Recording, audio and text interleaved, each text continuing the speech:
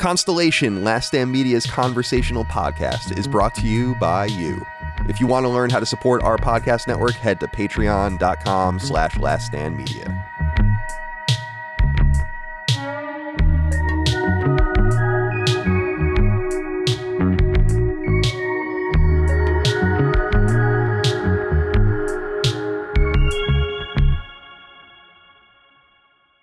Greetings and salutations. Welcome back to Constellation, Last Stand Media's conversational podcast. My name is Colin Moriarty. I'm joined today by a cadre of very special people indeed. Special because they're stupid? No, special because I love them very much. And here they are. My wife, Micah Moriarty. I was going to call you Micah Watson. Still, we've been married almost a year. Next month. 6 weeks. We'll have our anniversary. Still a little weird calling you Micah Moriarty. I created a Moriarty, which is very exciting. How are you? Goodness. I'm all right. I might be stupid, though, because I was getting my office set up to record today.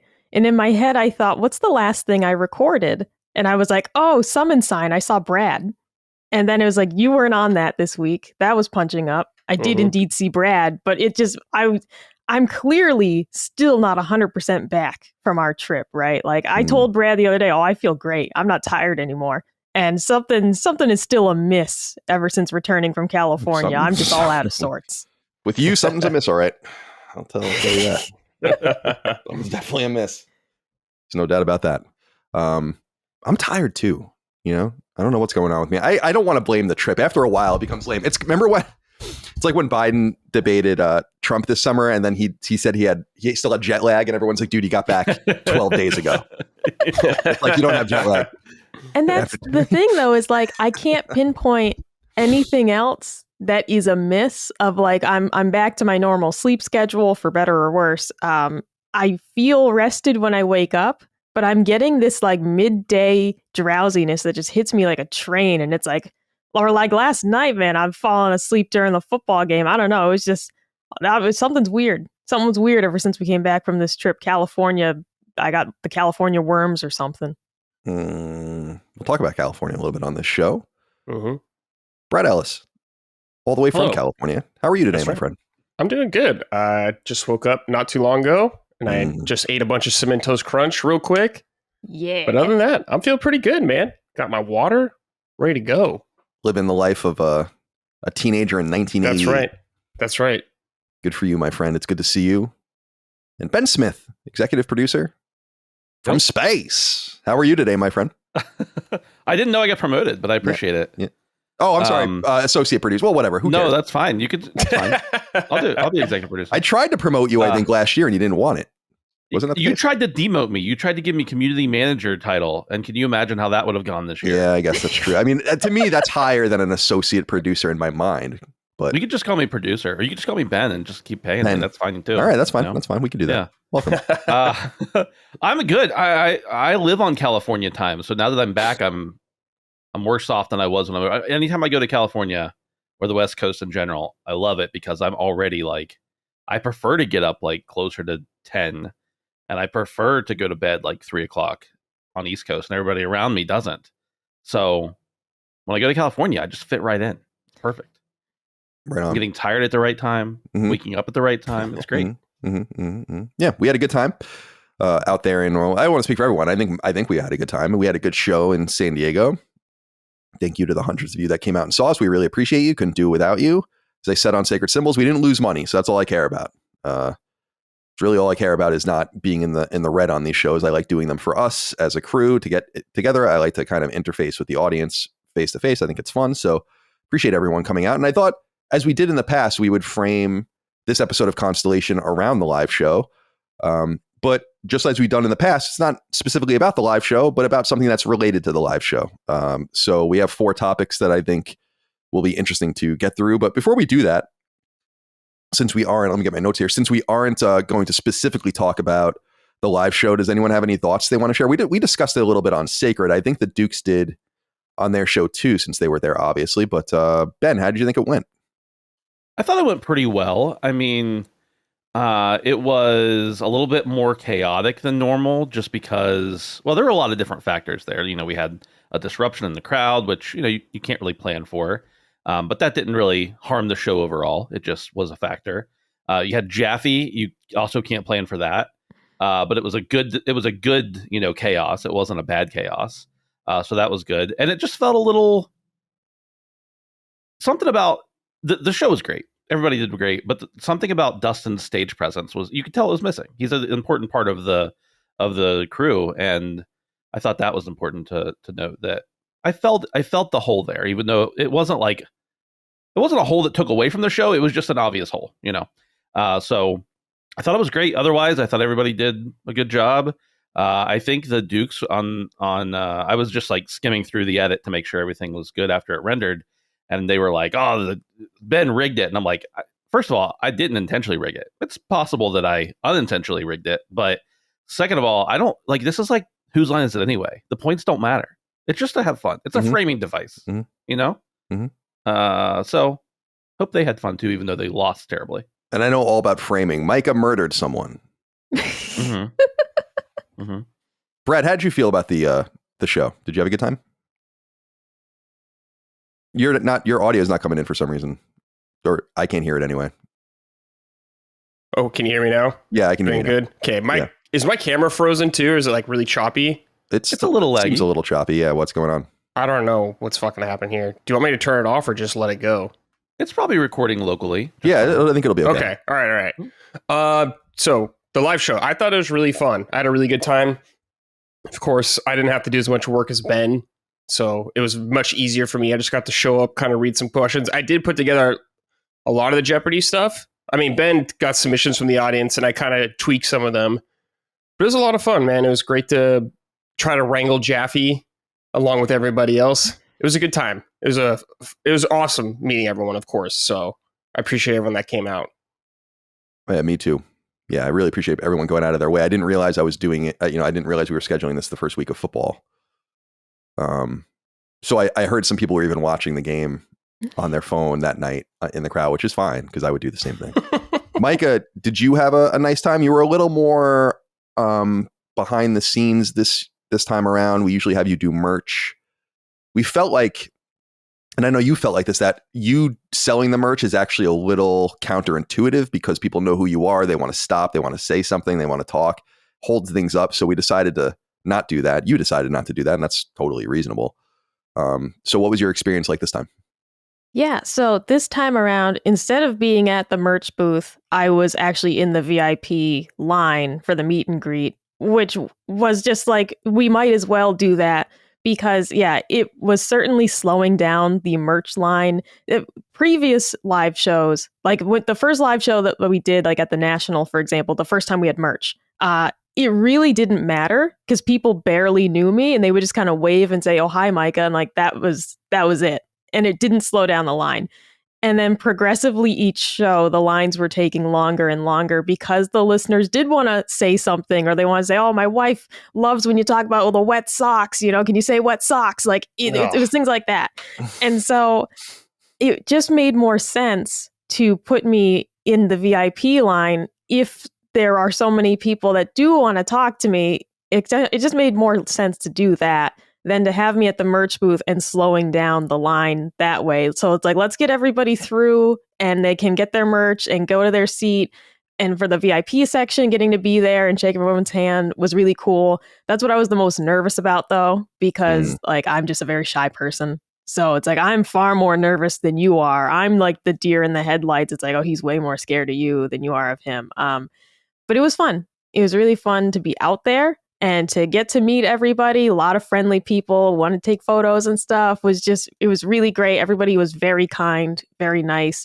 And I didn't know anything about the show ahead of time, aside from like, I knew they'd be playing games. So for me, I was in the crowd, like just like the listeners, not knowing what to expect, the questions and everything. So it was a great deal of fun to be there. And I gauged that as well of like, I had the experience that most of the listeners did of barely knowing what was going to happen. So I'm like, no, this was a fantastic show because I had a lot of fun. Cool. Yeah, I'm glad to hear that. It was a fun show. It was a different sort of show than we've done. And we'll figure out new formats as we move forward. As I said, we're not doing a domestic show in the US next year, 2025. So we'll be back in the US in 2026. But I think if we do one next year, we'll do it internationally. And we'll figure out a new and fun way to do it that way as well. Yeah, you know what? We could do Guy Fieri minute to win it games. And we'll have all the cheesy games. Brad's trying to get all the tissues out of the box real fast. Ben is trying to eat as many M&Ms as he can. We'll do all that type of corny stuff. That'll be the new format. People will be like, what does this have to do with video games? Nothing at all. We'll be in the UK and I'll get arrested for joking about Islamic terrorism. Well, please don't. Let's just do it in Saudi Arabia. Yeah. Oh, yeah. That'd be good. I would never step foot in that fucking country. But yeah, fair enough. And if I did step foot in that country, I would probably never be able to leave. So, yeah. Micah, it's funny because people at the last show and at this show are like, Ben, why don't you put Micah on stage? Or Ben, why don't you put Micah in the VIP session? Or why don't you put her in the... I'm like, I don't think you understand. I'm not deciding these things. The people who are participating are deciding what they want to do. I was like, if Micah wants to be involved, she can be involved. Her husband runs the company. He tells me what to do. I don't care. But I thought it was really great that you were in the VIP line because so many people are already wanting you to come and be in their pictures. So it actually sped things up. But it was funny because I think our listener base is just like so friendly and nice and good. And that's a great thing because even like, well, Brandon, of course, you know, he's been the tail of many things for a long time. And some people know him from a podcast that, you know, Dustin and I and he used to do. Well, he and I still do it, but Dustin and I used to do together. So some people knew Dustin from that, and so they know Brandon from that, and they've heard the lore of Brandon over the years. And then also, I've talked about my wife and stuff, so people were like stopping to engage them, and they were like, "We just need to find random people that we haven't even met and stick them back here because our like it's great. We want our listeners to be like to feel like they know us, but also like just buy the stuff, you know, just buy the stuff." Right? Yeah.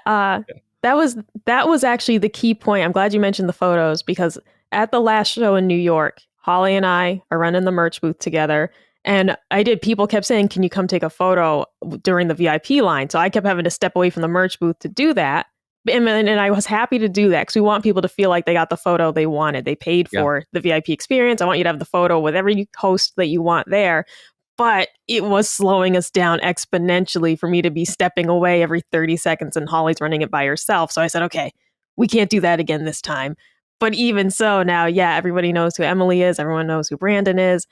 And for me being on stage, I just can't. Yeah. I have terrible stage fright. I don't know if I'm ever going to get over it. I want to be up there with you guys. I really do. But I don't think I can do it. Just being like near the stage, I'm like, no, thank you. maybe we creep you in another year. You know, we put you on just for the VIP session, and then 3 more years when we're all 50, then maybe you can be in the show, and then after that, we'll all be dead, and it'll be fine. That sounds good. Perfect. That sounds good. Perfect. I don't get nervous at the live shows largely because of what Ben had said, and we've noted in the past, which is like our audience are nice people. They're there for us. They're not there to bust balls or do anything like that. Right. But I've also realized over time, I've done a lot of live content now in front of audiences over my career, long before Last Stand. And I think I realized early on, when I get nervous about things, I visualize or try to anticipate what there is to be nervous about. And the reality is that I can't visualize or really tell you exactly why I would be nervous to be around the fans. They expect you to perform. They just want you to be you. And that's not really high stakes to me. It would be much more difficult in other situations than that. I just don't, until this time, I won't go into it again because we went into it on Sacred Symbols. I did have what I would consider my first truly weird fan experience. But that's pretty impressive considering I've been in the industry for 22 years. So yeah, it was a good experience, a lot of fun. Let's get into it. I have these in order of the way I think they make sense. Based on the deployment of that day and that event. So actually, Brad, I want to start with you. Yeah, my topic is California and San Diego itself, because, I mean, obviously the live show is there, and I'm a native of California. Colin, I know you've lived here for many years as well, but you lived in Northern California, which is quite different from Southern California. Indeed. So I just kind of want to gauge everyone's thoughts about California visiting, especially Micah. I know it's been a long time since you've been here, so I want to hear your experience with California. Did you enjoy San Diego, even though we were in the middle of a heat wave? It was the hottest it's been here all year during when you guys were here, which was very annoying. But yeah, talk to me. What did you guys do? What did you see? Did you get to do anything fun, touristy kind of stuff like that? Micah, I want to start with you because you were very excited to come here.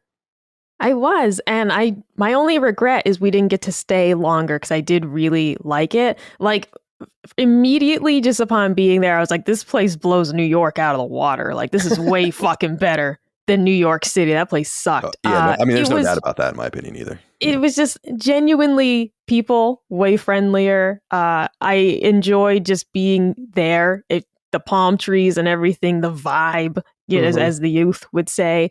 I have been to California once when I was 12, and I hadn't been back since. And it was Southern California is where we went when I was a kid. So it was really neat to be back there again. And I always too just get like mystified by flying that like long distances like that. Anyways, just be like, we just teleported here. Like I'm just here now across the country, and it's just like still mind blowing to me because I'm an 1800s, peasant. But yeah, I really enjoyed the trip.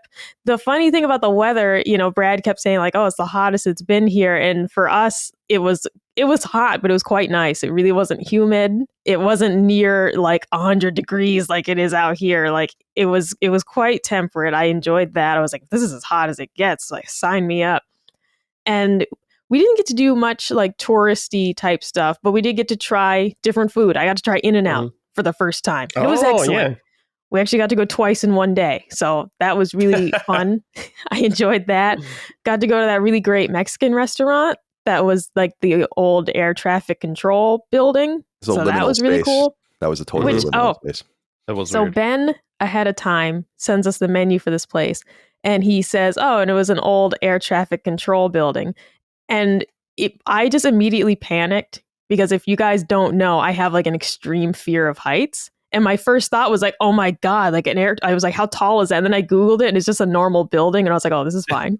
But my first thought was, oh my God, we're going to be like way up high because you had said something about, oh, the views are really nice. And I was like, oh shit, I can't do this. Kendrick, he was a guest on a previous Ticket Symbols Plus. He sent me, I actually asked him, I said, hey, I'm working on planning a place for dinner for the group. Do you have any suggestions? And he sent me like a list of 4 or 5. And I thought, well, we should go for something Mexican, right? Like so I picked the Mexican option. But yeah, those were his words. But in reality, yeah, that place is like, your bedroom is probably higher off the ground than that. Right. But yeah, as soon as I Googled it, I felt totally fine. I said, oh, I'm going to enjoy this. But my immediate response was, oh my God, is it tall? Is it a tall building? I don't like that. I was like, But no, the food was excellent. The people, again, extremely friendly. Just like everyone, like the various like restaurants we went to, the Uber drivers we had, like everyone was just so nice and so chill. And even the people who weren't very talkative, they were still pleasant. They weren't giving off this aura of like fuck off. It was more so just like I'm just driving you around. Like don't worry about me, I did. I really enjoyed the city. I didn't get to see as much of it as I wanted to. When we landed, I was dealing with my like knee was killing me. It was like the whole flight there. I don't know. Maybe this is some new ailment that happens when I fly. Like my left knee was barking at me for hours. And so Ben had actually asked if I wanted to go to the beach with them.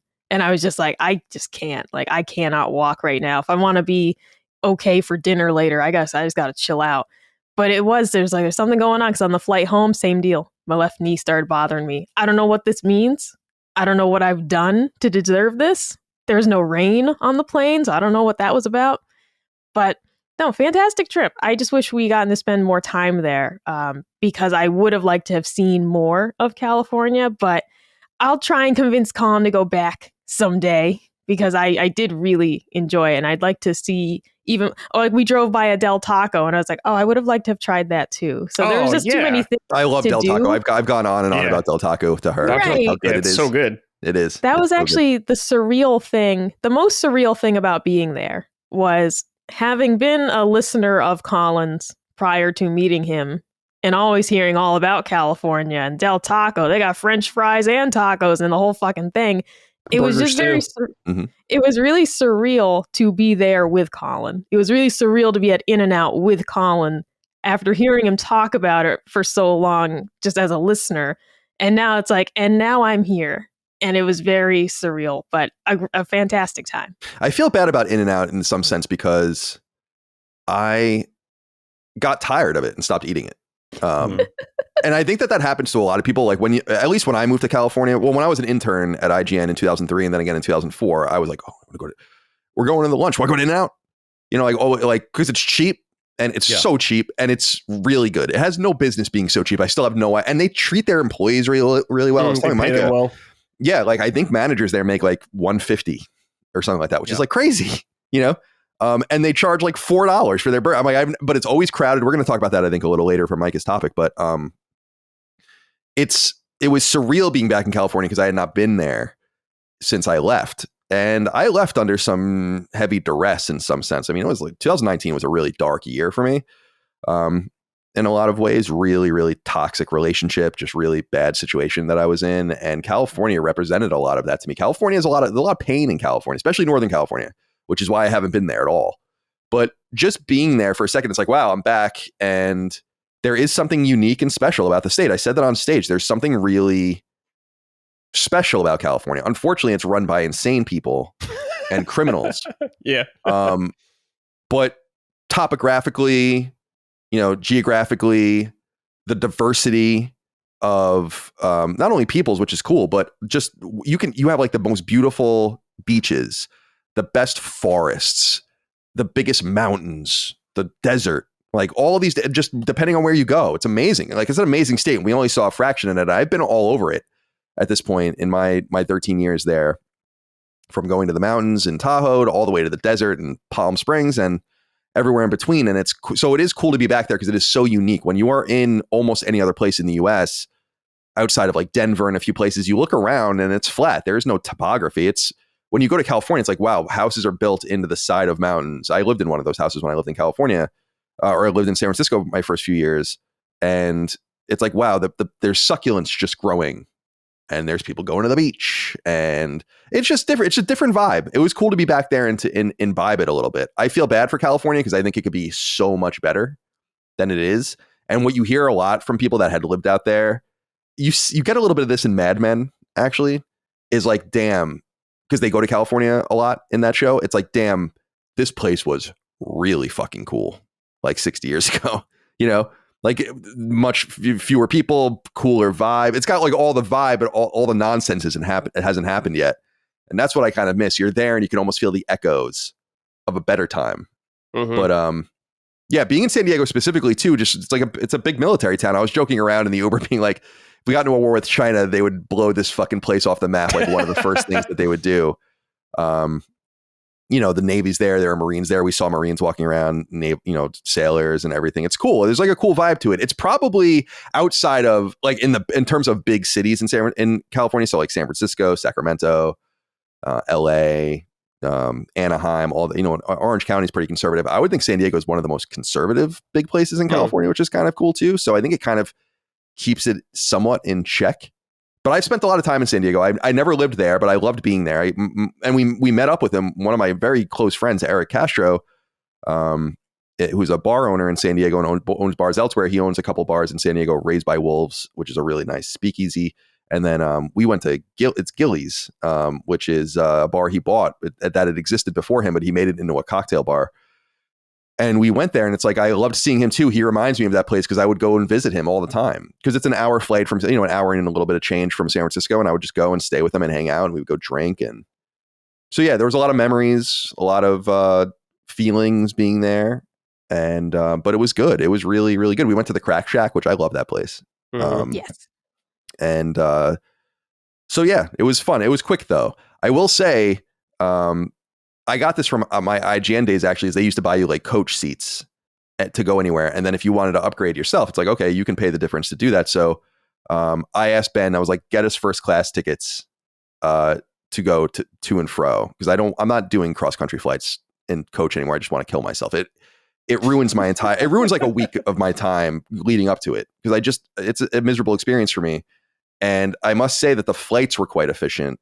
I don't feel like we had any problems traveling. So it made that experience all the better because we got to maximize our time and all the rest. Because we're just sitting there eating and drinking and sleeping and hanging out. Highly recommended if you don't fly very often and can afford it. As I said earlier, I think I said this a few weeks ago, I learned flying first class that I just do it in the mornings or overnight because it's kind of affordable. Actually, it's surprisingly affordable to do it that way. If you do it during the middle of the day, no, Yeah. you're going to be in No for chance. a rude awakening. So yeah, it was fun to be there. I was really happy to go, and I'm happy it's over, frankly, because now I can focus on other things as well. Yeah, totally. Ben, before I get to you, Micah, Colin, I want to know, if you come back to California or when, where do you guys want to go? Same place, somewhere different? It's really up to Micah. I mean, I don't know what she wants to do. Oh, I have no idea because I've only been to this one place. So I'd leave it up to Colin where he wants to go, only because it's like I don't know dick about Northern California. I don't know. Like, where would I go? It's like I would choose San Diego again because I've been there before, and that's my MO. Is like, oh, okay, yeah, I don't like new things unless I've done them before. So I would just choose the same place again, partly because I feel like there's still so much to see. But I'd love to also see Northern California, which is just completely unknown to me, and try out even more different places. But yeah, it'd be up to Colin, only because it's like I don't know what I'm doing. It's like asking a 5-year-old where they want to go. Yeah, I don't know where you'd like. I think you should see San Francisco because I think it's the most interesting part of California. San Francisco is a beautiful place. The Bay the Bay Area is a very unique microclimate. It's just like very weird place. Like if you're in San, I don't know if you know, Michael, like San Francisco is at the end of a peninsula. Like California, the coast of California, and then it juts into this peninsula, and you go out to the end of the peninsula, and that's where San Francisco is. And there's something about if you circle around that like the bay, something about that climate that's unlike anywhere else in the state or in the country. It's just strange. It's why the redwoods live up there. It almost never rains, but like they're absorbing all this mist and all this kind of stuff. It's very strange. And I think people should see it because when people used to visit me in California, I learned that or in San Francisco specifically, I learned over time that I had to start warning people because they would come out and be like, oh, I'm coming to California. And it's like, no, you're not. Like you're coming to a 60-degree, 55-degree, foggy, sometimes rainy, depending if you're in rainy season place. You got to be really prepared for that. And I remember my early friends coming totally thinking they were being in LA. And I'm like, no, it's not LA. It's never, ever, ever going to be as hot as it was. It's never one time been as hot as it was in San Diego and San Francisco one time. It's never been that hot. And I feel like people dig it once they get it. It's like, yeah, this is a sweatshirt city. It's July. And it's awesome. And I love that about that place. San Francisco seems to have lost a lot of its. San Francisco, I knew people that, when I moved there in 2007 full time, I knew people that had lived there since the 90s. And they would say, this place has already lost its charm. I would say by the time I left, the mystique had definitely come off. What is it? The rose is, what is it? The petals have come off the rose? Something like that, right? Something like that. That's the saying. Sure. And yeah, so I would like you to see that place just because Silicon Valley is kind of cool if you go down there and drive around, go to San Jose and all of that. But I think what you would really like is the topography. You'd like the food, really beautiful, small city, very walkable. And then we can go north across the Golden Gate Bridge and go to wine country, which is something I think everyone should do once because it's just so cool up there. The mountains and the roads just kind of going up and down these hills, and there's just vineyards everywhere and lots of beauty. So I think that's what we would do next. There are places in California I don't think you ever have to go. You never have to go to Central Valley. It is cool to go there, but that's like in the middle of nowhere. That's where they grow all the food. And LA, you never. Yeah, I'm not a fan of LA. No offense, but LA is horrible. And I did live there too. So, and I lived in Santa Monica, which by all intents and purposes is the best part of LA County. So if I had a pretty bad experience there, you're not going to want to. Where are you going to live? Come on. No, you're right. You know what? The only thing I want to see, I want to go where the Game Grumps live. Where do they live? Go find them. I don't know. Oh, let's dox them. Yeah, let's find out. Let's go find the Game Grumps. That's the real goal of California is for me to just hopefully run into one of them at a sandwich shop or something. That's the real reason to go. I'm disappointed because I've reflected to you on this before, Mike, is I know you love the Game Grumps. I've never really watched them or listened to them, but I know who they are. And that one guy, Aaron, right? Yes. Eagle Raptor. I knew him, as I've told you, I knew him like in person, and we hosted a thing together for Bloodstained back in the day and all the rest. And I'd never met a fan of theirs. Like I was more in like the core games media space. They're more in like they were way ahead, like, progenitors of that, that space, YouTube personality driven stuff.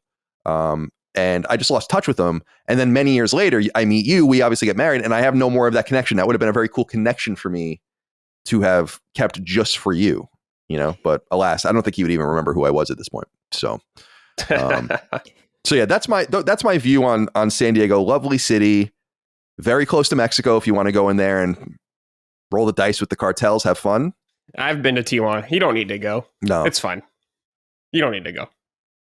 No, I've never been to Tijuana. You hear it's fine. People walk over the border, they go to a bar, they go to a restaurant, they come back. Oh yeah, it's not the big deal. But I went with my family when I was a kid. But I just walked over. Yeah, you can do whatever you want. You don't need to. It's I think fine. you can pretty much just walk over the border anywhere you want. So that's true. So have fun with that, and so there's a lot of good options. But yeah, shout out to San Diego. Shout out to the people of San Diego. Shout out to the food. Shout out to the culture. One thing I was saying that it's not that I forgot because I lived in California for fucking ever, but here in Virginia, it's very white and black. We actually live in a really diverse place. Our neighbor here is black. Our neighbor behind us is black. The person next to him are Arab. Asian guy down the street from me, all the rest. So it's actually the most diverse probably street or like neighborhood I've ever lived in, including San Francisco, because I was the only white person there. They were all Chinese. But I was noticing when I was there, I was like, you kind of forget. I'm like, Hispanic people, oh yeah.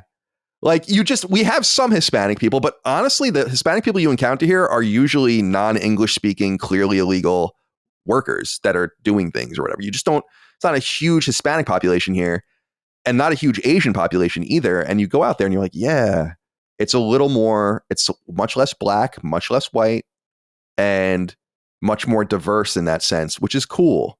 I think that San Diego and Southern California obviously owes a great deal to Mexico and Spanish culture from, colonial Spanish culture for everything, the whole vibe of it. And I think that that's a really special part of it, like eating Tex-Mex or real burritos and stuff like that. It's like, damn, I haven't done this in a while, and I miss that. But then you come back and you're like, oh yeah, back to white and black. So I remember when I first came to Virginia to live, I noticed that, or just like, I was like, yeah, there's like in San Francisco, especially, there are not many black people. It's a fifth Chinese, as I've said in the past, which is crazy when you think about it. Right. And then just a lot of different, cultures, a lot of Hispanic people, other Asian cultures, white people, and so on and so forth. So I just noticed that the United States is so big and so diverse, both literally and figuratively, that I think you can very easily notice that as well. And so that's something that I drew in as well. Miss my Hispanic friends or Latino. I know that some people don't like the term Hispanic anymore. Ramon corrected me recently about that after 22 years. So it's like, actually, I want to be a Latino. I'm like, okay, dude, you're Puerto Rican. And by the way, your family has been here longer than my family, so I don't know what's going on here. Anyway, Mike, you were saying something. Well, yeah, the diversity thing was interesting because I'm from rural Western Mass, and growing up, like, it's a very white area, to the point that, like, when my mom moved there in the 80s, they wrote like an article about her in the newspaper. So, whoa. And not in a bad way, not in like a banjo twanging way. That's what it said. Yeah. And so it was just like, yeah, when I went to school, I was usually like one of the only non-white kids. There were just a handful of us. As an adult, like, I'd go to the grocery store and be the only non-white person in the whole store. And I was fine with it because it's what I was used to. But it is interesting to go to a place like California, and even here where we live now, and not be stared at. And not in a bad way. I want to make it very clear that I never faced like overt racism back home. But when you're the only curly-haired person that they've seen all week, people just kind of stare at you. And even when they're complimentary, even when they're like, oh, you have such beautiful hair, like, it's very friendly, but it's like, yeah, you're the only curly-haired person that they've seen all month. Like, it's just is what it is. And going to a place like California and not getting stared at because you don't stand out because there's other people that are not white, it's very different. And as Colin mentioned, yeah, here I certainly don't stand out here, which is nice, genuinely. But we don't have very many Hispanic people in this area. There's a lot of Black people, which I'm not used to. And it's been really cool to just kind of be in this area as well. But yeah, there's not a lot of Asian people either. You know, you'll meet some, you'll see some like around town, but it is like this specific neighborhood is like very white and Black. And then going to California, and it was like even more kind of mixed up. And I'm like, this is pretty cool. I just had never really experienced that or been like conscious of it. You know, the one time I went as a kid, I was just so obsessed with the palm trees. I didn't really think about the people at all. But it was a neat part of the experience just because it was so vastly different from where I grew up. Nice. Awesome. Ben, you've been to California several times, as far as I'm aware. Mm-hmm. Talk to me about it. The trip this time and other times, the impressions of the state. I've been to California, I don't know, I want to say close to a dozen times. Maybe not quite, but it's always been for either business or like E3 or I went a couple times for work. So I've never really spent like, obviously you go and you do things and you have fun, but I've never really spent like, oh, I'm going to California for a vacation or something. And still that's the case. I've been mostly to the Los Angeles area, which I know Los Angeles has a bad rap and it sucks, but I like it. But I like it. I like it because I like big cities. I don't necessarily like it because of it being Los Angeles. I like hustle and bustle. Now, I don't want to live in that. I like visiting it. You know, that's not. I like spending a moment there, not my life. Yeah, LA is weird too because it's a sprawl. You know, Yeah, it is. Yeah, it's an hour to get anywhere. Yeah, yeah. So I like that. I like that environment, and I've been to Southern California a few times. This is so I thought until about a week before we went, I was like, oh, I've never been to San Diego before. And then I realized I did go to San Diego one time for work. I was there for a full week. I was actually in Point Loma, which is like just a little, I don't know if it's a suburb or just a part of San Diego. And I was there at a university for a conference whenever I worked at a college. That was not an enjoyable time. The conference was fine and everything, but my coworker that I went with the week before that had injured her foot. And so I had to push her around in a wheelchair. And we were on the campus of Point Loma University where it's all hills. And I think eventually we got like a golf cart or a car or something. This has been 10, 15 years ago now, so it's hard for me to remember, but it was not fun. But my window in my room overlooked like the beach where there was no one, which was awesome. Anyway, so I've been to San Diego only one other time and never really got to explore it at all. And I really enjoyed the area. It's funny because everybody was like talking about how hot it was, and it was warm. But I was like looking at the weather app, which I never do because I figure the weather is what it is. But I was looking at it because I was there, and I was like, oh, literally, if I look at Butler where I live and here, it's the same temperature. Like it was one of the days, it was the exact same temperature, but it feels totally different because you have very little, if any, humidity there. You're a little closer to the sun because you're a little closer to the equator. Here, it's very humid, and half the day it might be overcast, but it's just like a nasty heat rather than like a hot heat. I don't know how to describe that any other way, but I think people who have experienced it know what I mean. So I like the area. We didn't really do a whole lot. I was, we were preoccupied with work stuff, but Brad, I hung out with you a good bit. We did go to, we went to In-N-Out. Like you guys said before, In-N-Out it's great. Nothing wrong with it, but it's nothing special. I understand when people are like, oh, In-N-Out's nothing special. I understand, but it's cheap, and you're in California. You don't have many cheap options. And I'm not talking, I mean, it's not like bottom dollar of anything, but it's certainly, I think it's cheaper than McDonald's probably. It is. The food's better. The food's better. So In-N-Out is a staple. You have to go at least once when you're there. My wife had never been, so of course we had to take her. And then I went down to La Jolla. I said down. I don't know if it's up or down or left or right on the map, but we went to La Jolla because I think our Uber driver was like, you got to go see the sea lions. We're like, okay, yeah, we got to go see the sea lions. We got nothing going on this afternoon. So we went there and saw the sea lions and the seals and whatever other animals were there. Did you poach them? That's really cool. The what? Did you poach one? No, we didn't poach one. Did you No. club one?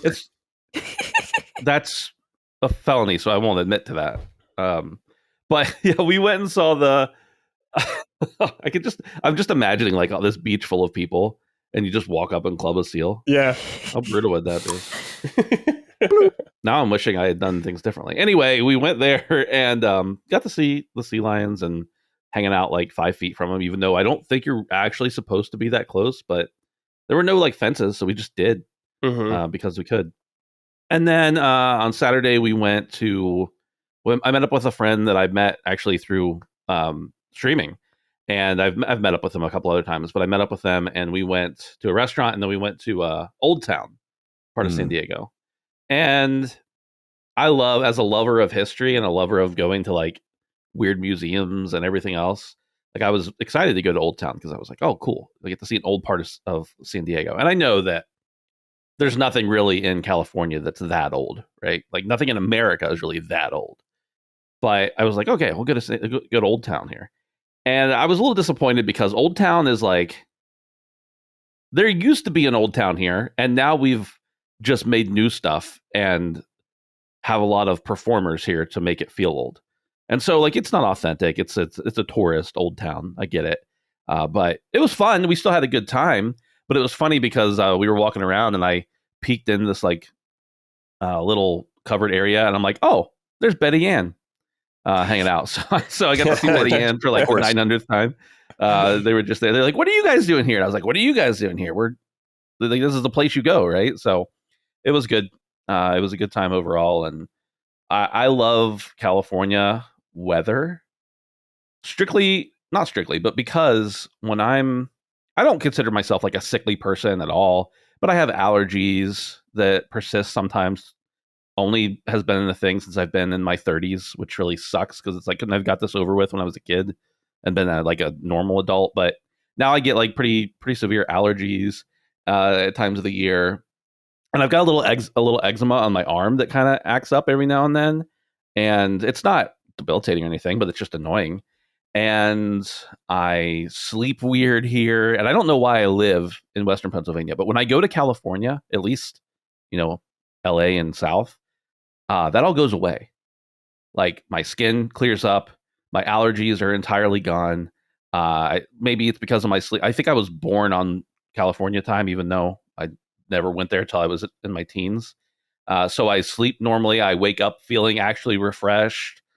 Instead of waking up feeling tired like I do here. So it's a very, I don't know if that'd be the case if I lived there all the time, because obviously your body adjusts to everything differently.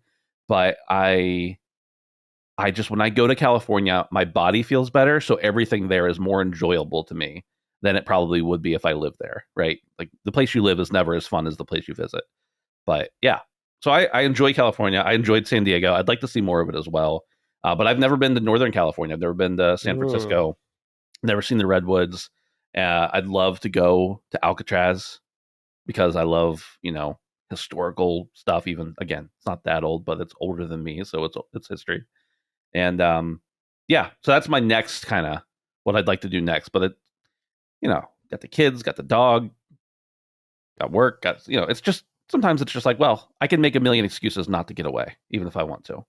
So I will. I'll continue to do that. I'll just make excuses. I'd be interested to see what you think of San Francisco when you go. I feel bad for people that you could just I know a lot of people that live there, and when I bring it up or people reach out, we talk about these things, and it's like that's supposed to be pretty decimated at this point, and it's almost hard to believe.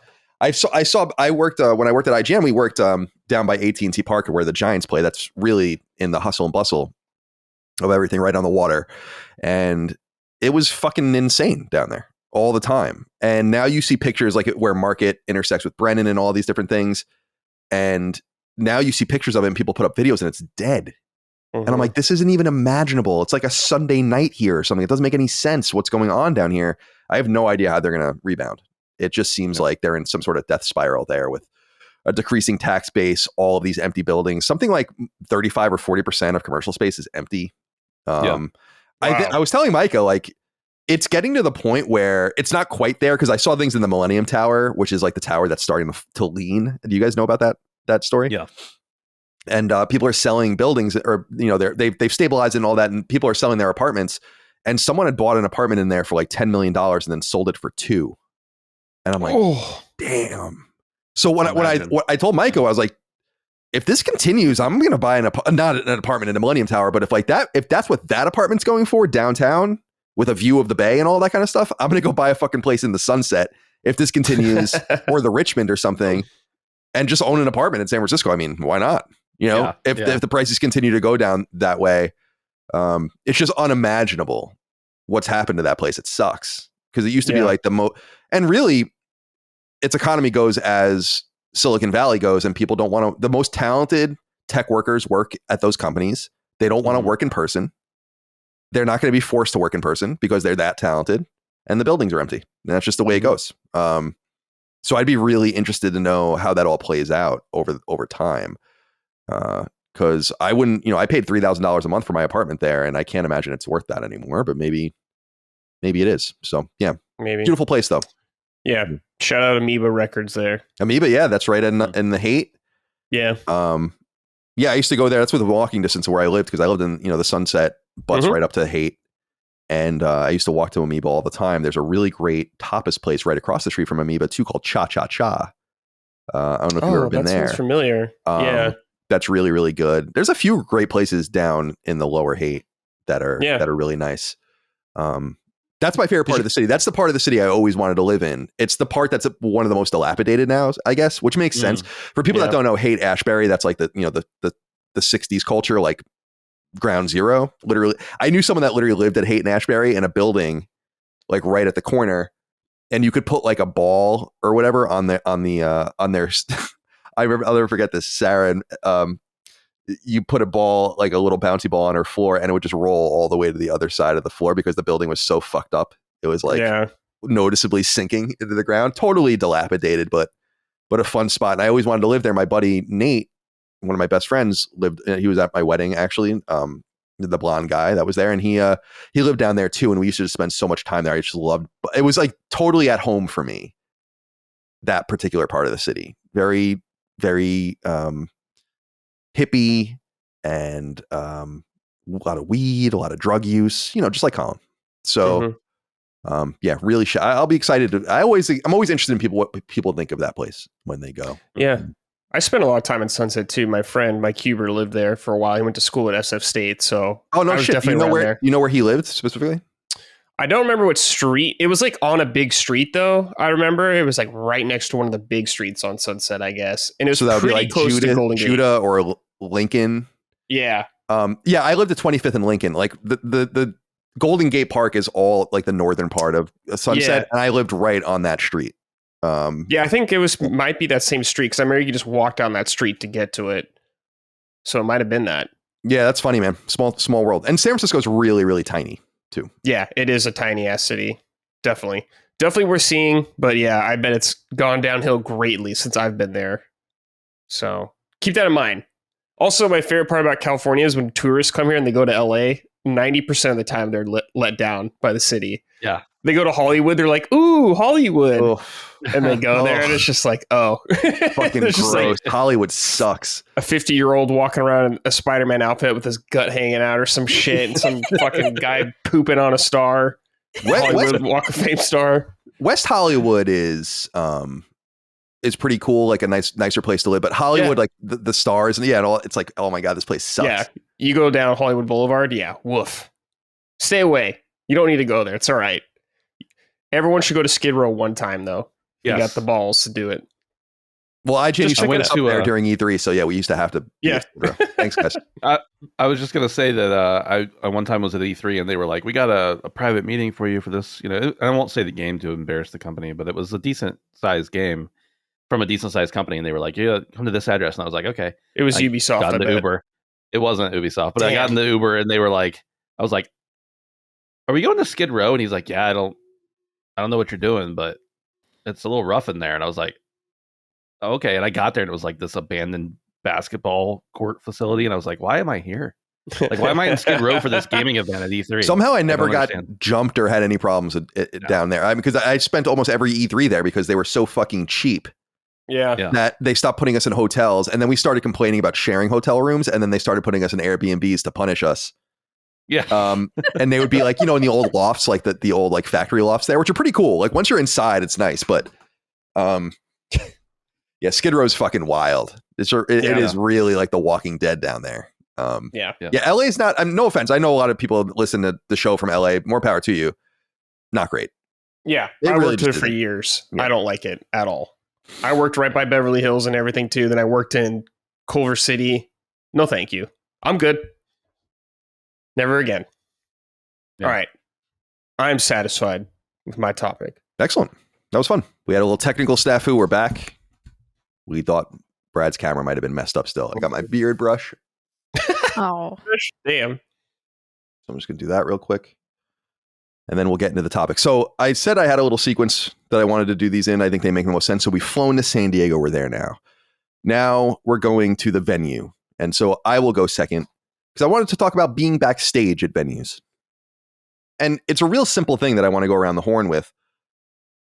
I am fascinated by venue backstages and always have been.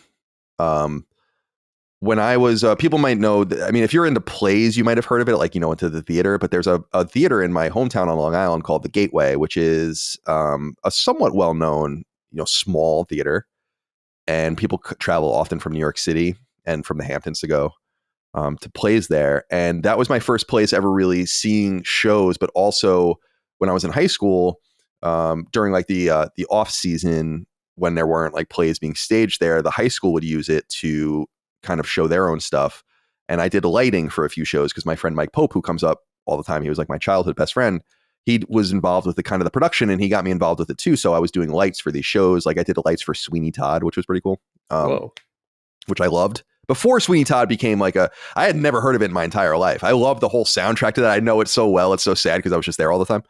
And it was at that point that I realized wow, there's a little special, each place has its own little history, its own feel. There's a mysticism and an energy to being backstage. And what I remember about the Gateway specifically was, and I'm sure it's still this way, although I don't know, maybe things have been painted and changed or whatever, but what I loved was people kind of leaving little signs that they were there, a sticker, a signature, there would be a wall of signatures and all the rest. The reason I thought of this is fast forward all these years, all these different venues I've been to and played, done live shows at or whatever. And I keep saying I play these venues. I'm not a band. We do our live shows there or whatever. And fast forward to when we were in the Observatory North Park in San Diego, the venue we were at there, and there's a first aid kit, like a first aid station on the wall.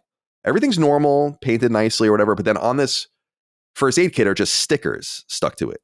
And I went and looked at it. I was like, oh, these are all the bands and groups and whatever that have played here. And I stuck a Sacred Symbols sticker on it. And I was like, this is pretty cool. I love little things like this. So I don't want to lead the conversation anywhere. I was just curious what you guys think about being backstage. Do you feel the energy and the mysticism? When we played the National, did you sit at the piano back there and wonder who else played it? Because I did. For backstage in the green room at the National in Richmond, which is a famous music venue, there's a piano in one of the green rooms. And I was like, dude, you have any idea how many people sat at this piano and played this piano? Like big people, bands, artists, whatever, over the years. It's incredible. And there's just little pieces of history like that strewn about. Each one has its own personality. When I played the Dolby Theater, which is where the Oscars are, I was back there and I was like, that was the most incredible thing where I was like, this is some fucking place, dude. With like trap doors where people come out of the stage and all the different things. And I went I walked down. Actually, there was no stairs. I jumped off the stage and went and sat in the empty like Dolby Theater and looked at the stage. Wherever I was like, it's cool to have this level of access. This is actually a pretty important venue in global entertainment. So I don't know if I'm the only one that feels that about those places. And I would say that it segues even to where sports are played and other things, like basically behind the scenes. I went into one of the like locker room corridors when I was a kid for the Islanders at the old Nassau Coliseum and on Long Island. And I was like, it had that own special mysticism about it, So anyway, I wanted to know if any of you had felt the same. Ben, I want to begin with you. You're at these venues. You're dealing with these people. What do you mean by these people? It means whatever you want it to mean. And I want, and you're obviously kind of skulking about because you're setting everything up. So do you have the same feeling of kind of awe? It's not awe. I don't know what it is. There's a special energy and a buzz to it. It's like, wow, this is a space that a lot of people are curious about, that a lot of famous people have been in, that people have done things in, that if they've sat in this chair, they've looked in this mirror. I remember when we played one of these venues, I was looking in the mirror in one of the green rooms and I'm like, who has looked into this mirror? You know? So yeah, do you have similar thoughts? Yeah, I do. I definitely, I don't know if it's all, but it's almost like a reverence, maybe. That's how it kind of feels to me. Like, you know, when you realize like, oh, I'm sitting at a piano that there's a pretty high likelihood when Billy Joel played here in 1984, he sat at this piano or something like that. You know, it's just stuff like that where it's pretty cool. But I guess I've always kind of dabbled in backstage spaces. Like I was in theater, both, you know, technical crew as well as acting, both in high school and college, and a little bit of like extra college stuff. And, you know, everything from I'm the guy running waters to I was the lead in the whatever it was. So I've seen like all aspects of backstage from that perspective. And those are smaller venues. They're not always going to be, you know, big theaters, but I do love the environment backstage, and you get a totally different perspective because like if anybody has the opportunity, just go find a venue that maybe has themselves up for rent and find like the online packet. Most venues, not all, certainly not most of the ones we deal with, but a lot of venues will have like a tour the venue if they're trying to rent it out. And you can get a little camera perspective of the backstage. And most of the time, if they have a tour of any kind, they'll have a camera from, you know, the back of the stage looking out into the audience. And when you realize, like when you're looking from the audience onto the stage, you just see these nice curtains and then the stage. Maybe you see a backdrop or whatever. But when you're behind it, when you're back behind, you see all the different layers of things that can come out, all the different panels that can slide out, the different sets of curtains. You can, you know, observe the different places where there might be, you know, trap doors, or there might be an orchestra or something like that. You can see the racks where all the sound and the speakers are. You can just feel a different type of thing. You can see the balcony from a different perspective than you can when you're in the balcony. And so all these different things are just interesting from that perspective. And then you talk about going backstage, and, you know, you've got everything from venues that aren't really set up to have a backstage. You know, for instance, we played in New York at the venue I can't remember the name of. Oh, the School of Visual Arts Theater? Yeah, the SVA Theater. Thank you. It's a very nice place, but it's, you know, it's set up more for premieres, movies, etc. It's not really set up for like bands and things like that. And so, you know, we played there, but their green room for us was a kind of a guarded off facility in the lobby of the venue. Mm-hmm. And so you have things like that, and there's other venues that have stuff like that, all the way back to, I think the National had like 5 or 6 rooms that we were able to go into in Virginia. And then when we played in Houston at the Hobby Center, they had like a couple different green rooms, and they had, you know, a room for the leads and the room for the openers. And then they had like a whole set of showers. And then like, here's where if they've got like a whole group of dancers where they can use these giant walls of mirrors and everything like that. And so every venue is a little bit different. And you've got the big walls full of signatures, like Colin mentioned. You've got the sticker wall that everybody leaves their mark on. And you've got all sorts of stuff like that. And it's wild. And then going into, sometimes maybe they don't use them as much anymore, but a lot of venues will still have like the old projector room or the high up, like the crow's nest room. And that's a totally different perspective. And of course, a couple times I've had to be up there for both our shows and other shows, just to, okay, here's how we want the light set. Just make it bright. That's usually what I say. Just make it bright and colorful. That's fine. But you know, they still want you to go and check it out from that perspective, and just seeing everything from that perspective is really cool. And I guess I'm more talking about the technical end of things. Obviously, there's a different kind of, like, you know, the mysticism, the kind of the reverence like Colin was talking about, which is awesome. And there's a lot of history there, even though it may be modern history. It's just neat.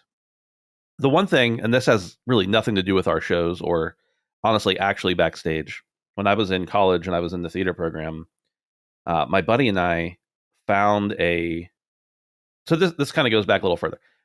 I was the student body president at my school, and so we have an office and everything, but it was like constantly crowded with other people. And then we were in the theater program, and we had like an area there, but there was all the other theater kids.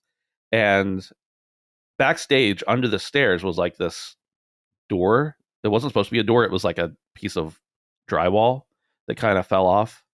And if you went behind it, there was like this, carved out area under where the seating was. And we were like, oh, we should just hang out in here. I'm getting like overwhelmed a little bit of too many people going on. So we moved back there. And then the day later, I'm going to go watch a movie back there. And then we continued to like just bring things back there until the point where we had like, I'm in college. I'm 22 years old and I have like a secret hideout. And we got to the point where Step Brothers, the movie, came out whenever I was in college. And I don't know, we said the word like there's so much room for activities. So we began calling it Step Class. And it was just a weird thing. I don't know how to explain it, but like a few years after that, I don't know. It was probably closer to 8 years after that. I went back for like a homecoming. They wanted me to speak because I was the mayor at the time. They wanted me to speak. And I was like, I just got to go see. And I went and looked, and like I kind of moved the thing that was there, and I looked in there, and I'm like, oh, nobody's been in here since I was here. So that made me think like, how many other? This is a small little venue, community theater type thing, but how many of these big places, these old historic places, have like a little secret area where maybe somebody snuck back into and left their mark in a different way? That's really cool to me too. Just like you've got the obvious stuff, the piano, like Colin was talking about, where you can just see and feel the history there. But how many of these other places have like little hidden secrets too that very few people will probably uncover? I love that kind of shit because I've talked about in my past. Everywhere I've ever lived, I've written my name somewhere obscure in like permanent marker, and I have pictures of many of them, which is funny. Back on like digital cameras, and then so in college every year I would get on top of like a small step ladder or something, and then write on top of the door, like the no one would ever see it unless you took the door down or whatever, and I would just write my name, and then like I write like a little quote and the year, like the dates I lived there. And I did that all the way through San Francisco. I did that when I left San Francisco in my room too. And then when I left LA, we had like a built-in washer dryer and like those little closets that are just made for a washer dryer. So I turned around, put my ass on the washer, and then turned around, and there's like the wall above. Like no one would ever see this. And then I just wrote my name and like the dates I lived there or whatever, hoping that someday just one person sees it before they paint it over. I wrote, when we sold my childhood house, I wrote my name in the attic in one of the eaves, and I promise no one has seen it. Like you'd have to like go out of your way to see it. And I always think about like being let in there and going and looking and seeing it. It's like, yeah, there it is. Like it's exactly where I thought it was. So I love that kind of shit. I hope when people get access to these places, they do things like that. I think it's really fun. In my high school, one of the things that I realized kids did was someone would stand on like someone else's shoulders or whatever, and then write on these light posts, like really, really high up, just like a name and a date.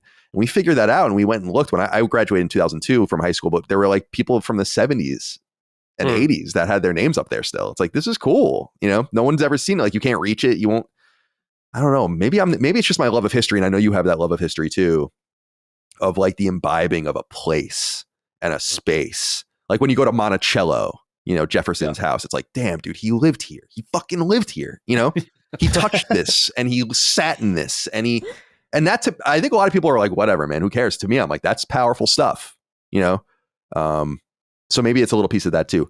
Brad, where are you on the backstage chicanery? Well, I haven't been backstage at too many things, I would say. Like I did live shows before I was at Ellison too, but I don't recall us ever really having like a big backstage or anything like we did before. It's more like that theater in New York that we did. But my favorite thing about backstage is I always just feel like I don't belong here. And I really like that feeling. It's like I feel like I'm sneaking into something I just like don't belong here. I feel like a pauper in a prince's castle or something like that. That's like my favorite part about it. And of course, it's just a nice space for all of us to hang out and chat, which I really appreciated. It was cool. We had like, how many rooms did we have? We had like 2 rooms. One of them was the designated poster signing room where we all scrambled, and there's that one other room we had pizza and all that kind of stuff. But it's cool, man. For me, as someone who didn't spend a lot of time in theater, it's just getting to see behind the curtain, getting to see like even I liked our stairs. I remember up to the stage at this time, there was like one flight and another flight that went another way. I thought that was really cool. I've been to Backstage at like a few concert venues. Like I went to Backstage at the House of Blues in San Diego one time for a band. We almost played there this time. Did we? Yeah. It's a long story. We had a contract with them. It's a whole thing. Holy shit. That would have been insane. I'll tell you about it sometime. I know. But yeah, I like it is cool seeing all the history. I haven't been to like a lot of historical, I guess, venues like you guys have in like that one you're saying in Virginia or whatever with the piano. I haven't been in many places like that. Yeah. Which is really cool. And I would like that because I do like the kind of stuff like, oh, so-and-so was here 30, 40 years ago, probably dicking around on this piano. That's really cool. I love that kind of stuff like you guys. But I just haven't personally experienced a lot of it. But I mean, it's cool. I just like feeling like it just feels like it reminds me of being a teenager, like sneaking into somewhere you just don't belong and kind of getting away with it. That's what I really like about it. I will say getting into I don't know if you've experienced this differently, Ben, but I've never been so thoroughly checked to get into a venue as a performer in my entire life. Like, so that's a Live Nation thing, I think. I think that's more of a Live Nation protocol than a particular venue. And this is, I don't know that you would have ever done a Live Nation show, and this is the first one I've ever done. No, I don't think I have. Gave me that heads up. Yeah, I think that's new for them, and I think maybe there was some reasons for that, but I don't know about that particular venue. But I think they had to change some security protocols in the last few years for some reason. Yeah, because I was just imagining it's like, oh, not that like, Nicki Minaj is playing this venue. You're going to fucking search her like that and ask her to take out her wallet and all this. I was like, I don't know, man. I just don't, I don't really believe that. But it was especially strange because like that was when we had that weird experience with that fan. And I was like, can we like move this along? Are you guys fucking oblivious? Yeah. But I will say that they were generally pretty, especially that one woman with the glasses. She was really friendly. Yeah. Kyla, special shout out to Kyla at the observatory. They were honestly, like, I had a little bit of concerns before we got there, but I realized like we're small fries. This is a private rental. They're dealing with like actual rock bands here. Right. Like, exactly. So I was a little nervous. And then once we got there, I was like, oh, these guys are awesome. Actually, there's been venues before where I'm showing up to it wondering if the people who work there know we're coming. And this was not that. This was great. They were great people. I feel like because we're so inconsequential compared to who usually plays at these venues, like deeply inconsequential, I try to just wear that on my sleeve and be as cool and nice and just like reasonable as possible about everything. Like, it's fine. Appreciate you. Thank you. You don't have to worry about anything. We're good. Right. Because I imagine they probably deal with a lot of friendly rock stars and stuff like that, but they probably deal with a lot of bullshit too, so. Yeah. Micah, how about you? Where are you on this topic? Yeah, I have seen very few places, kind of like Brad over here, of like when these shows we've done for Last Stand are all the times that I've been backstage anywhere, or like we've said, my first concert was last year, and it's the only concert still I've ever been to. Right? So, whoa, really? Last year was your first one? Yeah, that's crazy. So what was it? We saw Sugar Ray and the Gin Blossoms. It was fantastic. Dude, sick. It was really great just because, I mean, obviously, as a child of the 90s, getting to see Sugar Ray was fucking awesome. Yeah. And it was really cool. Like, that's my first concert because as a kid, I idolized them so much. And so it was like, well, this is pretty sweet. But, wait, Micah, dude, we got to see AFI together. We got to go. Oh, my God. I wanted to go. Yeah, I wanted to go to the Sing the Sorrow, anniversary tour. Oh, yeah. Sold out immediately. Yes. Yeah. No, I'd love to see them someday. That would be like a real dream come true. But, we just don't really go many places. But doing these shows for work is really my only exposure to seeing these backstage areas. Even, for example, like I've only been to one play in my life, which was seeing our nephew in Newsies. Was that this year that we did that? Yeah, this past. Yeah, it was this past spring, I think. Yeah, that was my first time ever going to a play, right? So I just haven't seen much of these venues. And it makes it cooler in a sense that my main exposure to these places is working at them in some capacity. There's definitely the feeling that like I shouldn't be here. What the hell am I doing here? I'm just a rat that wandered off the street and these people are asking me like, can I get you anything? And it's like, me? No, like what? It's very surreal to be in that experience. It's neat to be working there and be part of the machine that gets the whole show going. It's part of why, like, I still enjoy setting up the merch booth. I helped Brandon and Emily get the whole thing set up, and we organized and everything. I still, like, the behind the scenes work still did. And I enjoy that part of it still, because it is nice to, even when you're not on stage, to still have your hand, in the pot, as it were, and have a part in the show, even if people don't really see it. But yeah, these backstage areas, this one was the most interesting. And we all made the same jokes about it. We get down there, and the first thing we all see, like, there's a laundry room and there's like a washer and dryer. And we were like, oh, if somebody shits their pants, we're set. And then we walk further in and there's a shower, and we're like, oh my God, somebody shits their pants. Like, we're really set. And this was maybe just like the most extensive backstage area we had, just because of those amenities. Like Ben mentioned, Houston and the National also gave us a lot of space, but it was having like a laundry room and a shower in case of emergency. And I was like, we didn't have this before, that's for sure. We did in Houston, but did it was like we did, but I think you were busy, so you probably didn't see it. But they had like actually more extensive facilities, but they probably just weren't as immediately visible. Oh, okay, yeah, because I remember in Houston being like, wow, we have a really nice room down here. Yeah. But I definitely didn't know we had like a shower and such. But you're right, Yeah. Holly and I were upstairs setting up the merch table, doing the pre-sale before the show.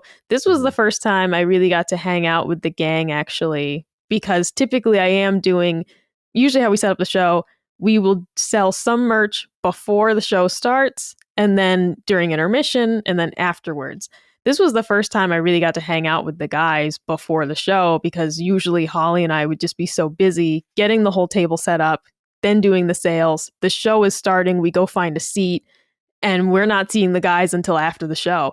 So this was the first time to really hang out with everyone, which was awesome. Get to spend a little extra time with the group and actually get a better look at the backstage areas. It was neat, as Brad said, the like staircases, you had like one that leads you up to just like the seating area. Then there's another staircase that took you up to the stage, which I never actually went up there. Cause I kind of wanted to take a peek, and then I was like, even that kind of wigged me out.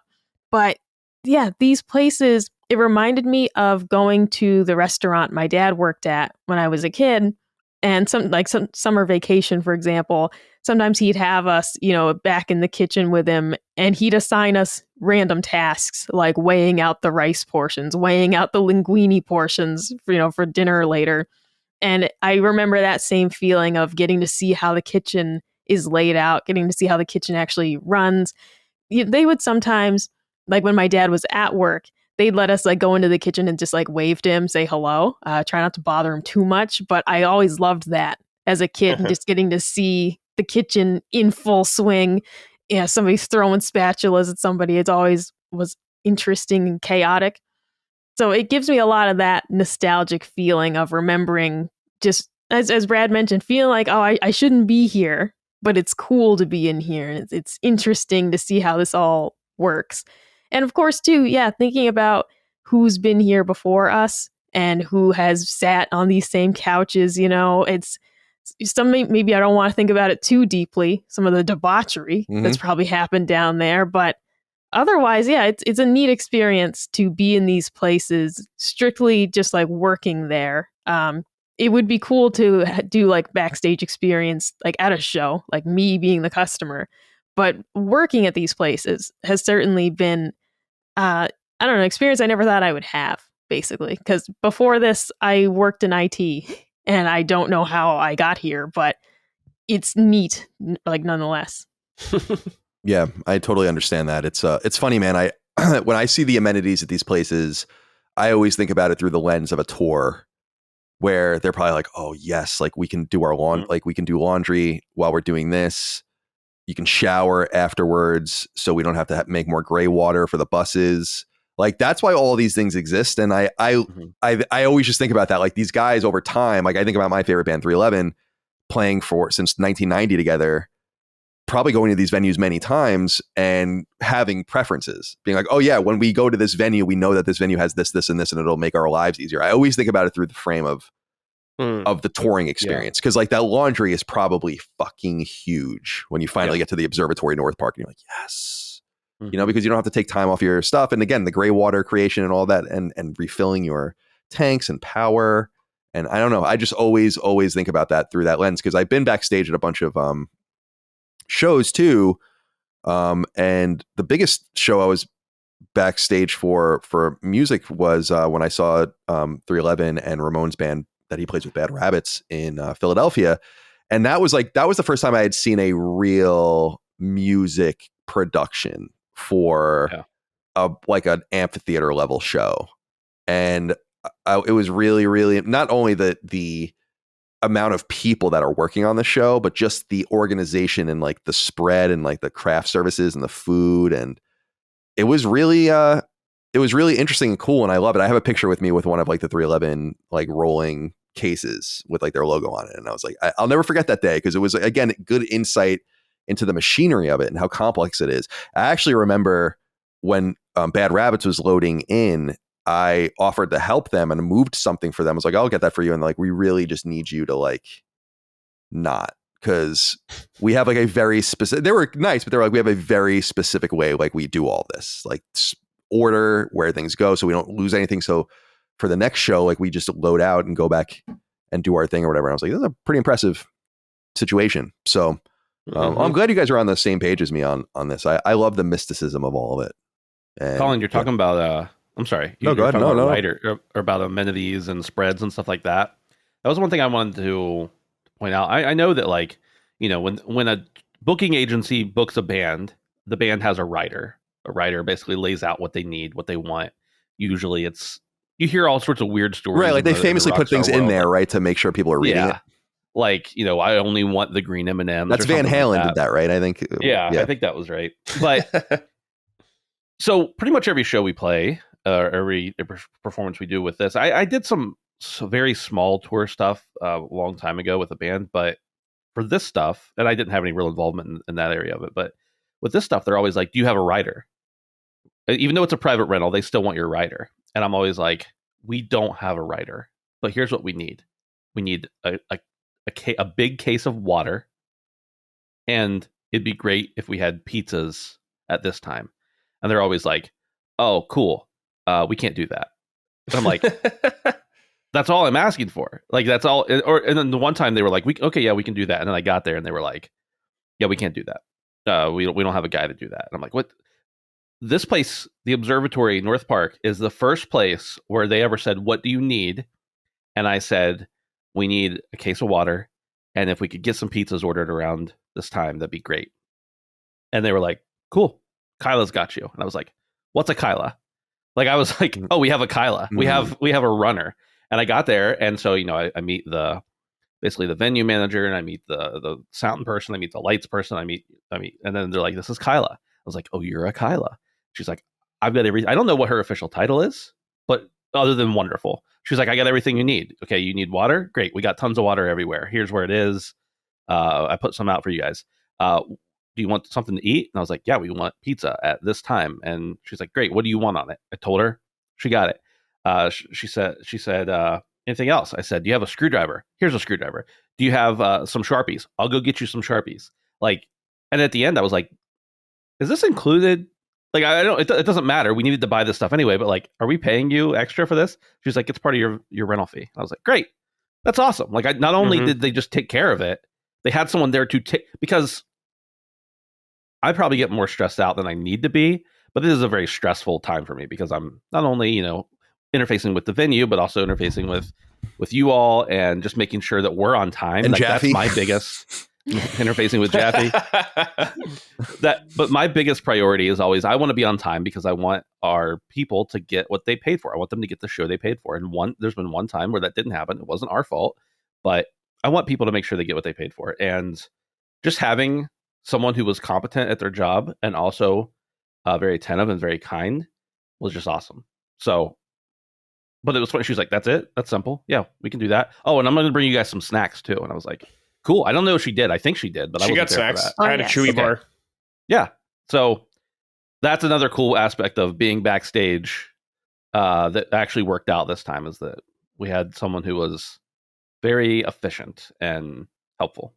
Yeah, it was nice. It was we nice paid for that that, but it was good. it was nice that she was. It was a very friendly and welcoming place. It was good. I was really hungover when I woke up the next day, and yeah, dude. I worked my way through it. It was fine. Yeah, you did good. But you seem fine. Yeah, it wasn't. I don't want to say really hungover because that's what I was saying to Micah. I was like, I feel like I had a really bad sinus issue when I was coming to California. When we had to fly from Richmond to Charlotte and then Charlotte to San Diego. So on that flight descending from Richmond to Charlotte, understand that I've flown my entire life. My mom worked for an airline when I was a kid.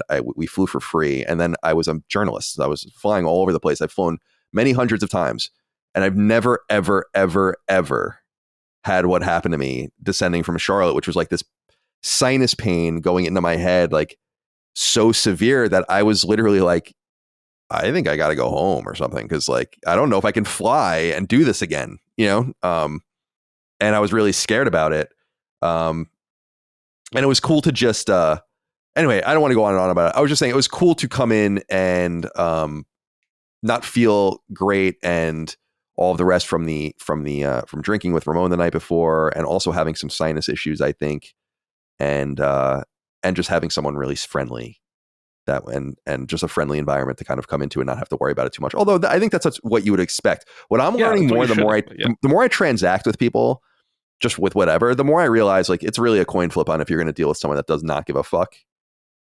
For example, one of my sister's friends power washed like our backyard patio and fucked shit up, and I was like, are you fucking retarded? Like, I hired you to do this certain thing. Like, you destroyed one of my bushes and like the water's way too hard. You didn't even get all the dirt off and whatever. And then you deal the next week with like the guys that do your grass or whatever, not mow it, but like kind of treat it and put the seed and all the rest on it. And they're like fucking on it, and it's like, why can't everyone just have a disposition towards doing the work, being friendly, being productive? There's too much nonsense going on with a lot of this different stuff. So anyway, I just wanted to throw that out there too. But I did get Ramon and I had a good night. Yeah. I'd say so. Yeah, you did. Yeah, we were having fun. It was a good night for everybody. Yeah. You guys took it to the next level though. Yeah. Well, because Ramon was even more drunk than I was, I think, because he drank a couple beers at dinner and then went to liquor. That's a bad move. And then went back to beer. I'd start with liquor and then go to beer. Yeah, so, you were smart about it. But I had 4 old fashions and then just 2 beers, which is not that much, really. I mean, but I'm also 40 years old and not 25 anymore. I mean, I would drink like that every week, and not feel it. So I wasn't like mega hungover, but I was pretty hungover the next day. But I think the reason I brought the sinus thing up was I think a lot of it had to do with like, I was confusing what was wrong with me. Like, because I kind of felt okay. I'm like, if I'm hungover, I should feel a lot worse than this. Yeah. But then I went into the shower and I made myself throw up. So nice. That was the end of that. Yeah. Micah was texting me the few of the things. So after we got back to the hotel, you were like, we're having a lobby party. Everybody and like Maddie sends a picture of him in bed already. And I was like, I'm done for the night. We got a big day tomorrow. Micah sent me a text of a few things you were saying, and I'll hold those until the time is necessary to release them. Hopefully nothing too racist. There was nothing racist. Nothing racist. That I scored. Ramon and I mean, I don't know. We have a good time together, but it was fun to be there. And so, all right. So we've arrived in San Diego. We've gone to the venue, and now the show's going on. And now, Ben, it's time for you to take over with your topic. Game mode for Ben. Game mode. So I want to talk about technical difficulties, and fortunately, this particular show, we didn't have a lot of technical difficulties, although there were some things that I want to talk about, but I mostly wanted to open it up for a larger conversation about technical difficulties, if any big instances, how they affect you. Are you techie? Do you feel like you can solve most of your problems? You have to get somebody else to do that. But we'll start with this most recent live show first. And I want to hear, because I scrutinize every little thing about things I set up. Like I'm very much perfectionist, and I'm also very critical of myself. So I know a lot of technical difficulties that I'm sure no one picked up on. But there are some that happened that I'm sure everyone picked up on, and I want to hear them. I want to either agree with them or give pushback on them. If you have them. If you don't, that's fine. But just tell me what you noticed about technical difficulties with the show before we move into like more technical difficulties in life. I don't know if this was count as a technical difficulty. I just know when we're on stage, it was hard to hear each other. I felt like when we're talking on our mics. I remember Hogue said something to me, and I had no idea what he said, and I was just like, no comment because I just didn't know what the fuck he said. We had no front-facing monitor, you know. Yeah, I'll the reason for that, and that's something I should have taken care of. But when we got there, their audio engineer was like, "Do you guys have monitors?" And I was like, "No, we don't have monitors." And at least that's what I thought she said. And I still don't know if she was talking about like, do you have in-ear monitors? Do you need monitors? Did you bring monitors with you? I don't know, but I just answered the question I was asked. And then it never occurred to me again, partially because I was running around, but also because we've never really had to think about our tech aspects of things until the show started. And I was like, we have side monitors, and they were feeding us some, but we didn't have the front monitors. And then somebody mentioned it on stage, and I was like, oh yeah, we can't hear each other. And then at the intermission of the show, did I say halftime? At the middle of the show, she came up and was like, hey, you guys said you can't hear each other. What's going on? And I was like, at this point, it doesn't matter. Like, it's fine. It's not your fault. We should have asked for this or that or whatever. Yeah.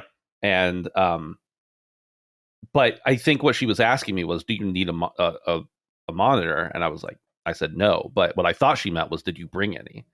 So that was a snafu on my fault. But the other part is, way to go, Ben. Yeah, she said to me, if your guys would talk into the mic, it'd be easier to hear each other. And I said, yeah.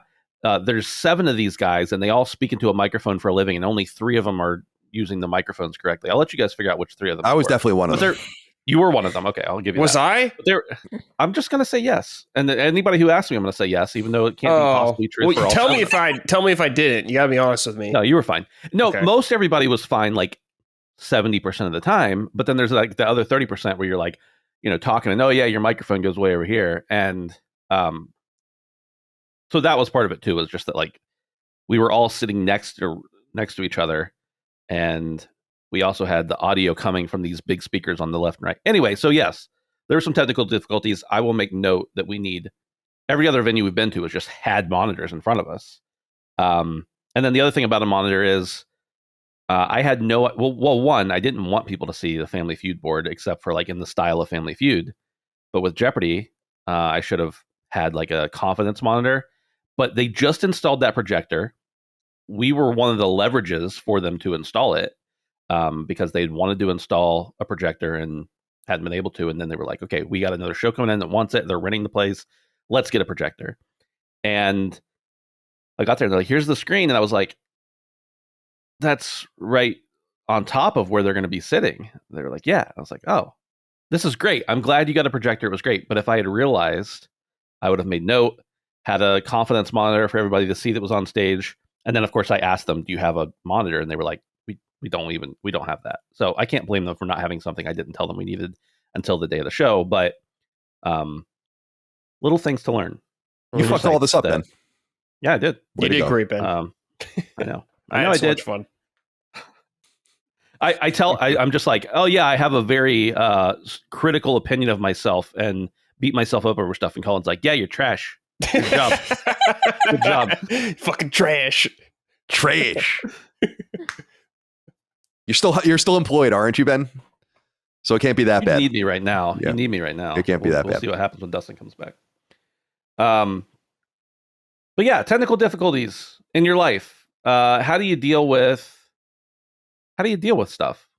Micah, we'll start with you. You worked in IT. You should be the techiest of them all. How do you surround in your life with technical difficulties in general? Generally speaking, I don't let the family know that I can help them, even if I can. I find most people to just be beyond help, and I just don't want to get involved. So it's like, you're telling me that your cable box won't turn on, and it's like, you probably just need to unplug it, but why don't you call Comcast? because I don't want to get involved with this. I don't want to spend 3 hours at your house. So generally speaking, and I think a lot of people who work in IT know this, you either end up being the tech guy for your family, or you feign idiocy so you don't end up being the tech guy for your family. That's my choice. I just, you tell me there's something wrong with your laptop, why don't you go down to Geek Squad? Because I don't want to deal with it unless I'm getting paid to do so. Like working at my old job, there were things you just didn't want to do. I had worked in the call center for a couple of years, and this happened right before the pandemic, which just kind of derailed everything. But I was applying for other positions on campus to kind of move up a little on the ladder. But the only thing I would not apply to was the audio visual department, because everyone knew the projectors were dog shit. And like nobody wanted to work for the projector like squad. Nobody wanted to work like the AV events, which were critical if somebody's having a conference, things like that. I did not want to do that stuff. It was like basically my original job, being email, phone, and chat support. And I was going to be moving into a role, hopefully, of doing in-person support.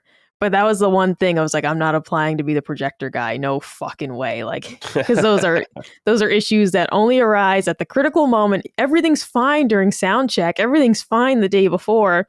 And then the minute that the conference starts, the projector won't turn on. And like, that's the type of shit you deal with. So I just avoided that. I, of course, ended up working here in the long term and did not advance my IT career. But yeah, it's, little things around the house, you're having an issue with your phone, something a little fucky with the computer.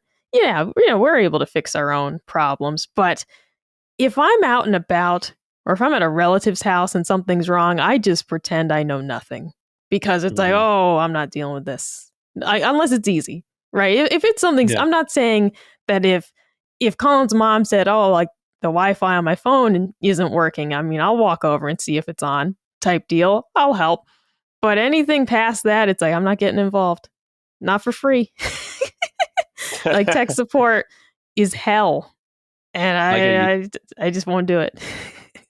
You talk about the AV team. I know from both being on the AV side of things, as well as being the person, on stage or whatever, no matter what happens, it's always the AV person that gets blamed, even if it wasn't their fault.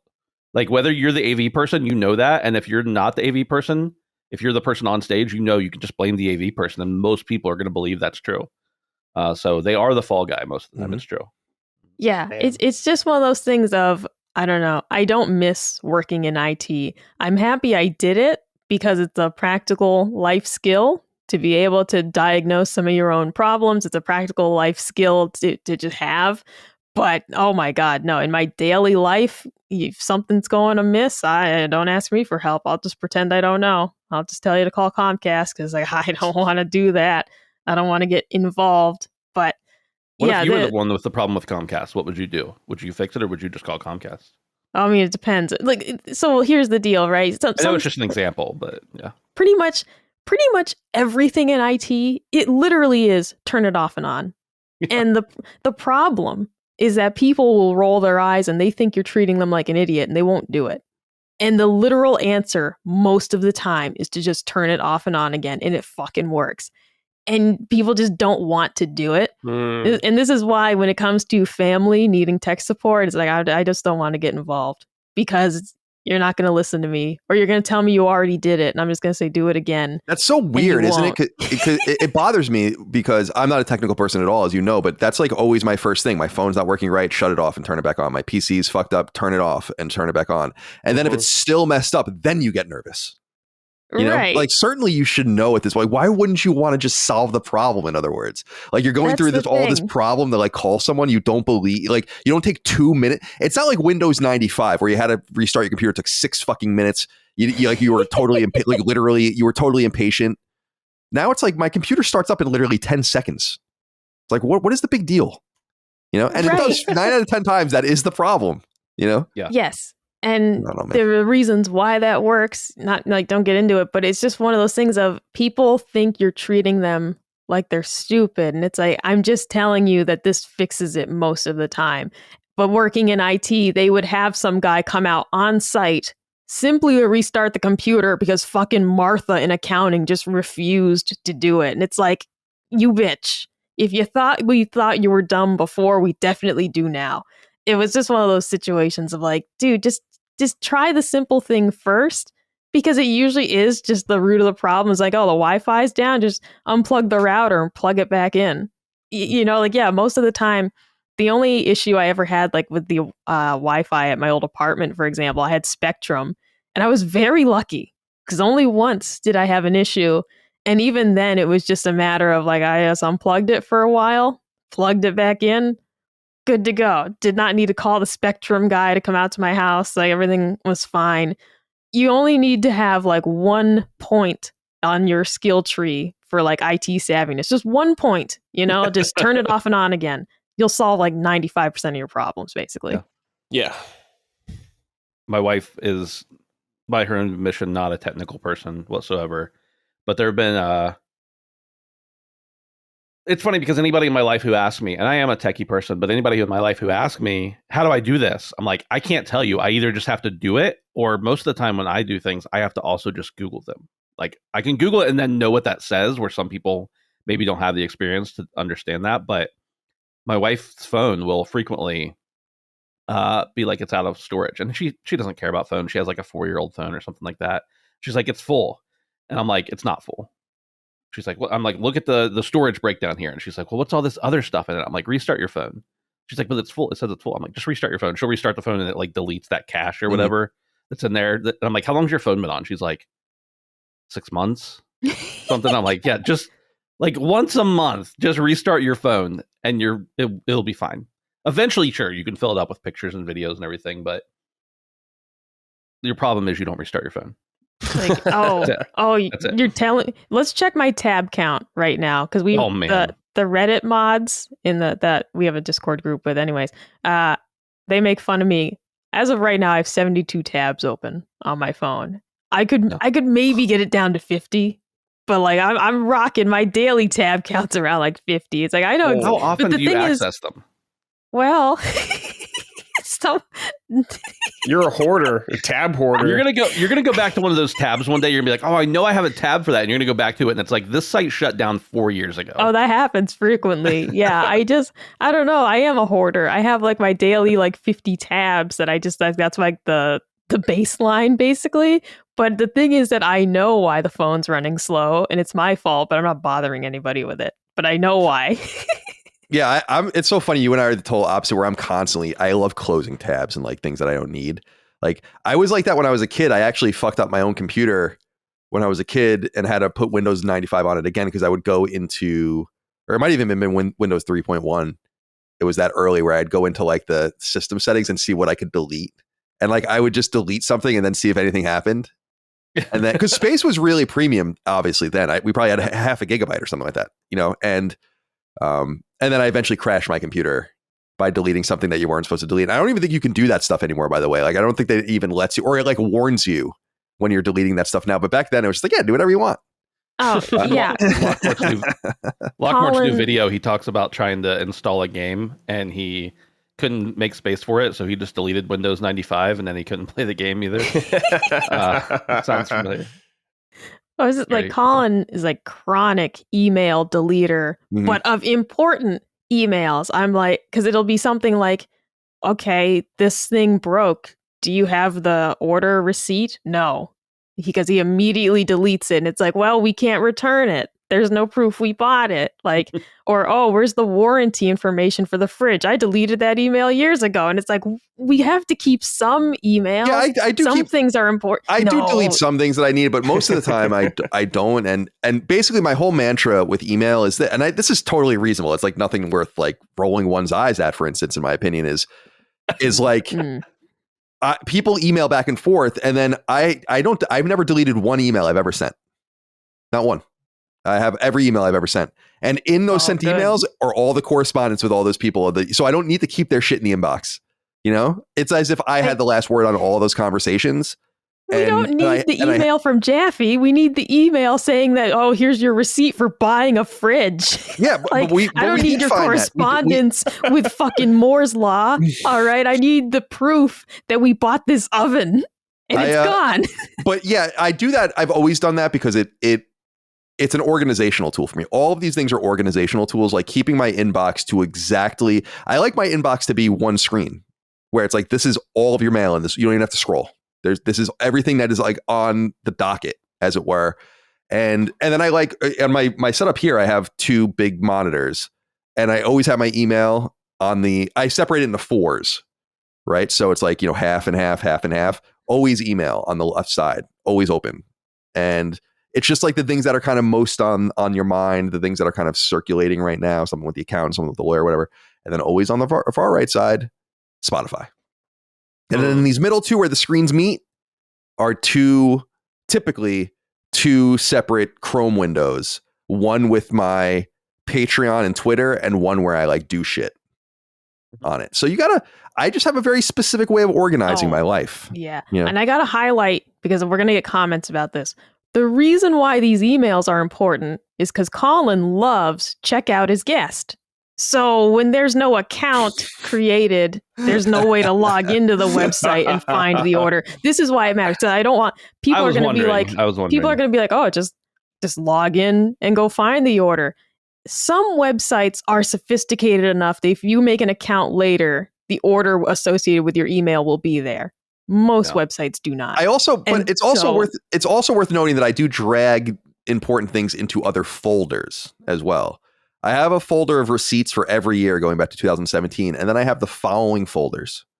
Accounting. Oh, by receipts, do you mean like the pictures you take of like the food receipts? Do you those receipts? No one even knows about that. When I was like, do you have the... No one even knows about it. I was like, do you have the receipt for the KitchenAid mixer because there's something wrong with it? And you're like, no. I've never even talked about the receipt. Here goes thing. That. I have very weird things that I do. I won't even talk about all of them. To get through my life. One thing that I do with receipts when I sign so you're at a restaurant, right? You tip, cumulative money, you sign it, and then you leave it on the table. I always take a picture of it, the front and the back. Whoa. Because I do the front because I don't want people to mess with it. And it's like, oh, I didn't put that tip. I knew people that worked at restaurants. I know what some of these guys do. I know. So, because it's all manual, right? And so I take a picture of the front, but I also take a picture of the back of the receipt because I'm so OCD that I have to take 2 pictures. And so that's what she's referring to, by the way. So no, I don't save those, but I have an accounting folder, a miscellanea folder. I'm going to click on this now. This is like a bunch of different things, like kind of correspondence with people about different stuff that I feel like I should keep. I have a whole folder dedicated to G.I. Joe where I drag things from that on there. I have one dedicated to the house. So like bills, solar panel stuff, like whatever the case might be. And then legal for my lawyers. And then medical. So I am there's a little more method to the madness than perhaps, Micah, you're letting on. Although I wouldn't expect that you would know all of this. But yeah, generally speaking, I do delete emails I need. But when the dishwasher broke, right, I found it. I had the email. It was in the house folder, believe it or not. So who had the fucking last laugh there? But then here's where the technical expertise comes in. Colin's like, it won't let me log into the website, which what you needed was the account number and zip code. And so he's like, it won't let me log in. It's not working. And all I had to do was type in the zip code to his mom's house. And I've never lived there. Colin did live there. Yeah, I forgot that I ordered it from there. I would have never thought of that. No, but this is the difference between... That's a woman mind. I put that in the tech support realm because when you're dealing with someone on the phone, for example, and you're trying to get to the root of the problem, they usually just have no fucking clue like what could possibly be wrong, and you have to go through all the options of what might be wrong, what's most plausible to be wrong, and it's just one of those things of like, yes, Colin is the peak example of why I don't deal with tech support outside of my own home, because it's like, no, this is enough. Well, you're kind of being a little mean to me because I feel like I'm not being mean. I feel like that's a reasonable complaint. Like, why am I putting my zip code and the I know this is my zip code. I know this is the account number. It's not working. Mm-hmm. I would have never in a million years thought, oh, I bought it from this other address. They didn't deliver it to that fucking address, did they? You certainly did not think about where you were when you ordered it, but I did. Why would I think that though? When they delivered it to this house. I know. Why would I think about something I did? Oh, you're the fucking worst. You're the worst. Brad. Yes. Brad, since your significant other is not here to embarrass you, what would you like to go next about technical support? I mean, difficulties. She's better about all that technical stuff than I am as well. She like fucks with my computer and puts stuff in it for me and gets it going. So she's definitely more advanced in that form for me. Loggers. Yeah, she is my technical support. No, okay. But she just is smart about all that. But she is my technical support. However, I am the technical support for the rest of the family. Everyone else, parents, nieces, nephews, my brother, his wife. I will do all that stuff for them, get everything set up. Thankfully, my brother's gotten much better at it, but my parents still need quite a bit of help. Like they were on a website, like on like Safari or whatever. They're like on a website and they're like, well, how come when I close Safari, this site keeps opening up again? I'm like, well, because you closed it on that website. It doesn't just reset to another website. It's just going to stay kind of there. So me having just to explain that kind of stuff to my dad, who's 72, just figuring all that shit out. And of course, turning stuff back on and off the cable box, all that kind of Micah tech. That is a lot of it, just figuring all that kind of stuff out. But at the same time, I don't mind it though, because my dad is so fucking good at like anything, like fixing anything, building anything. My dad is insane at all that kind of stuff. So it's kind of a trade-off, and I frankly get the much better deal out of all of it because their problems are usually never that bad. Like, help me set up my wireless printer. That's the kind of stuff I have to do. And it's like, oh yeah, that's easy. I can do all that super easily. So thankfully, nothing too bad. I get super annoyed when my computer doesn't work. So when something goes wrong with my computer, that annoys me like the most because I use it for everything. Because I'm like, okay, can't play a game. Okay, maybe it can't work. So I like really freak out about fixing my computer, but usually get it done. Haven't had too many bad examples of it, but tech stuff is annoying, but I will happily do it for my loved ones every time.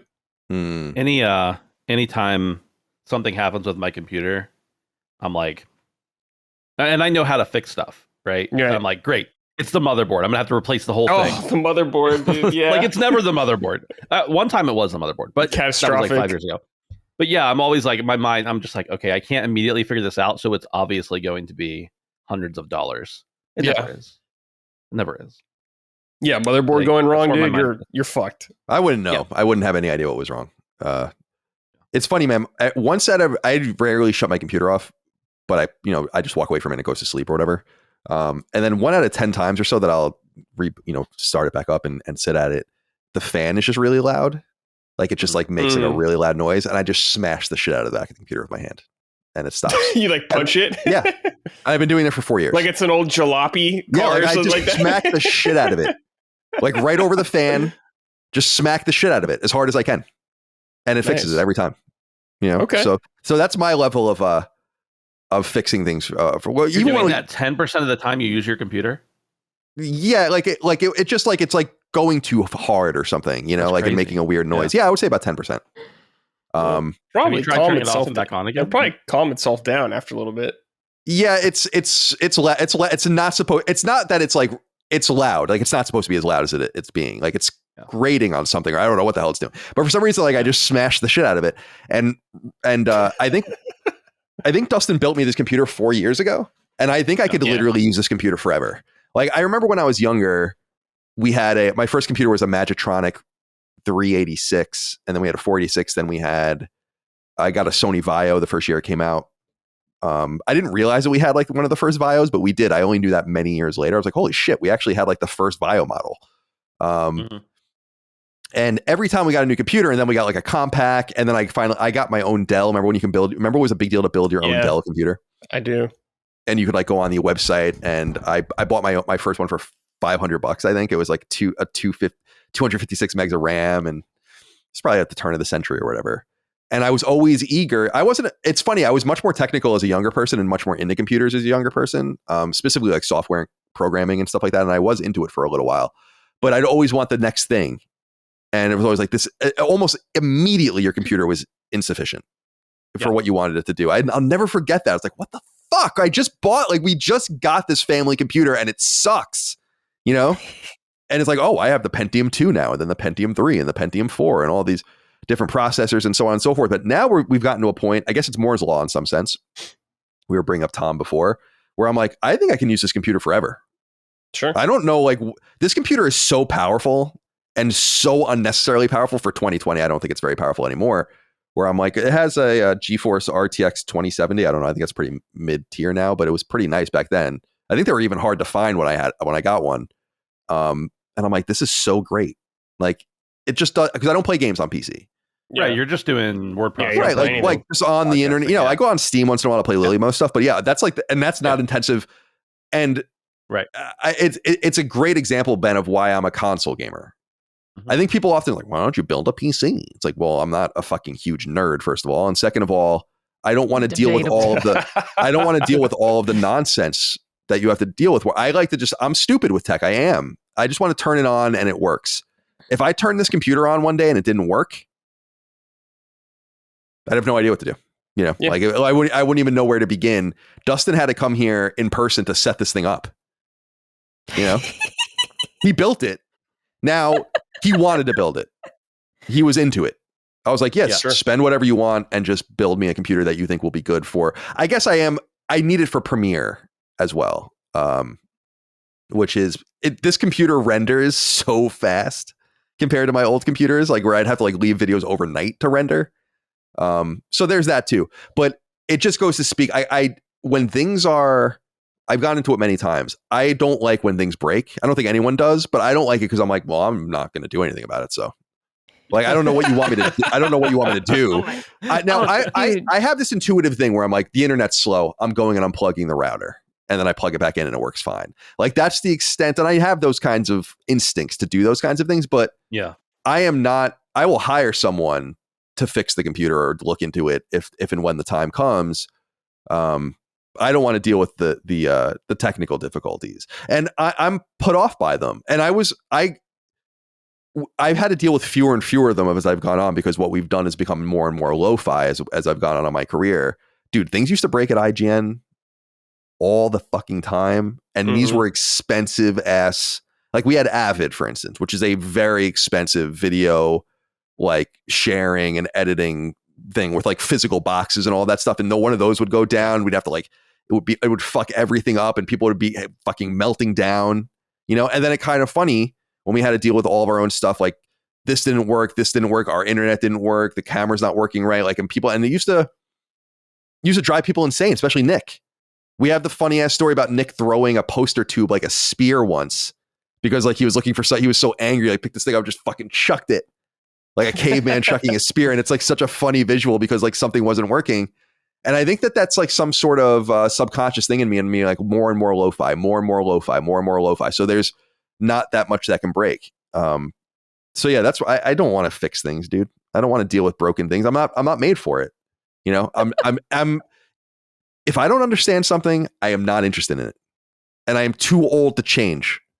So when you're showing me all these, I like watching my 80s YouTubers with their fucking Apple IIs and they're taking them apart and all that, but I don't know what the fuck they're talking about. They could be making all of this shit up. I'm watching lazy game reviews build a 90s PC Pentium 1 rig or whatever. You can be making all this shit up. I have no idea. It's just fun to watch, but I don't want to do it. I'm reminded of when we got the printer for your office. And the first thing I set it up for my computer, and then we were getting it set up for yours, and it didn't work on the first try. And you were like, well, I don't want to do this. And you went about 3 months just having me print everything for you because you didn't want me to spend 5 more minutes on your computer trying to set up the printer. And finally, I was just like, we have to get it set up. And it worked the first try that time. You have to understand. But it really was. It's like you were content to have me just print everything for you because you didn't want me to spend 5 more minutes tinkering. Printers do suck. Right. That's like they do, but I was the one doing it. Right. I understand. But as someone who's pretty techie, if you ask me to help you with a printer, I'm just going to immediately be like, buy a new one. Like, I just hate printers so much. Well, that's what I'm saying. I have generational trauma from printers going all the way back to the dot matrix era. You know, Yeah. like our dot matrix printer fucking didn't work. Then our first inkjet didn't work. Then our first laser jet didn't work. Then it's like nothing ever works. When I was at Northeastern, the printers didn't work. When you were in the fucking library, the printers didn't work. At IGN, the printers didn't work. At Kind of Funny, the printer didn't work. It's like, when is the printer going to work? Why is it so difficult for this thing to work? It's always, it's a joke. I mean, everyone knows it's a joke because it really is. Like, I don't get it. So that's a generational thing. You have to understand, I've been through a lot. No, sure. It's only comical because literally, not only did I set up the printer on my phone, and I print from my phone constantly, and I don't even have to use the computer to print. And it's just comical the two different lives we lead within this house of like, I'm running the fucking printer from my iPhone, and Colin was using my computer for the printer for a while. I will say this printer, what is it? It's an HP. I don't know what the I like this printer a lot. Yeah, I was gonna say this is a great printer. It's an HP. It's got like a scanner on it. You could fax on it, I think, although we don't have a phone line hooked into it. Oh, I guess you could fax over the internet though. It actually works great. Like, it's the first printer I've ever had authentically in my entire life that you didn't want to throw out of a fucking window. You know, like it was like Office Space, right? Exactly. Yeah. TPS loader or whatever. You know, it's like. Why is it so broken? Go ahead, Ben. My wife uses the printer a lot for the kids for school because we homeschool, and so she's always printing stuff out and everything. And she's, like I said before, not real tech savvy, but she can use the printer. And now, like, she has a computer hooked up to it, and she can do from her phone and everything. And I'm like, eventually something's going to happen with this printer. It's actually been working pretty well for like a couple of years now. Something's going to happen. Nothing's happened. It's built like a rock. You know how they fix that? You know how they get you to buy another printer? They're not making the ink for it anymore. Nobody's making ink for it anymore. So now we've got this printer that's like, nothing special. It scans, it prints, it, whatever. It's working fine. The longest printer I've ever had that's been working fine. And they just all of a sudden stop making. I think there's a conspiracy. You got to go on eBay and get like the last few cartridges, Yeah.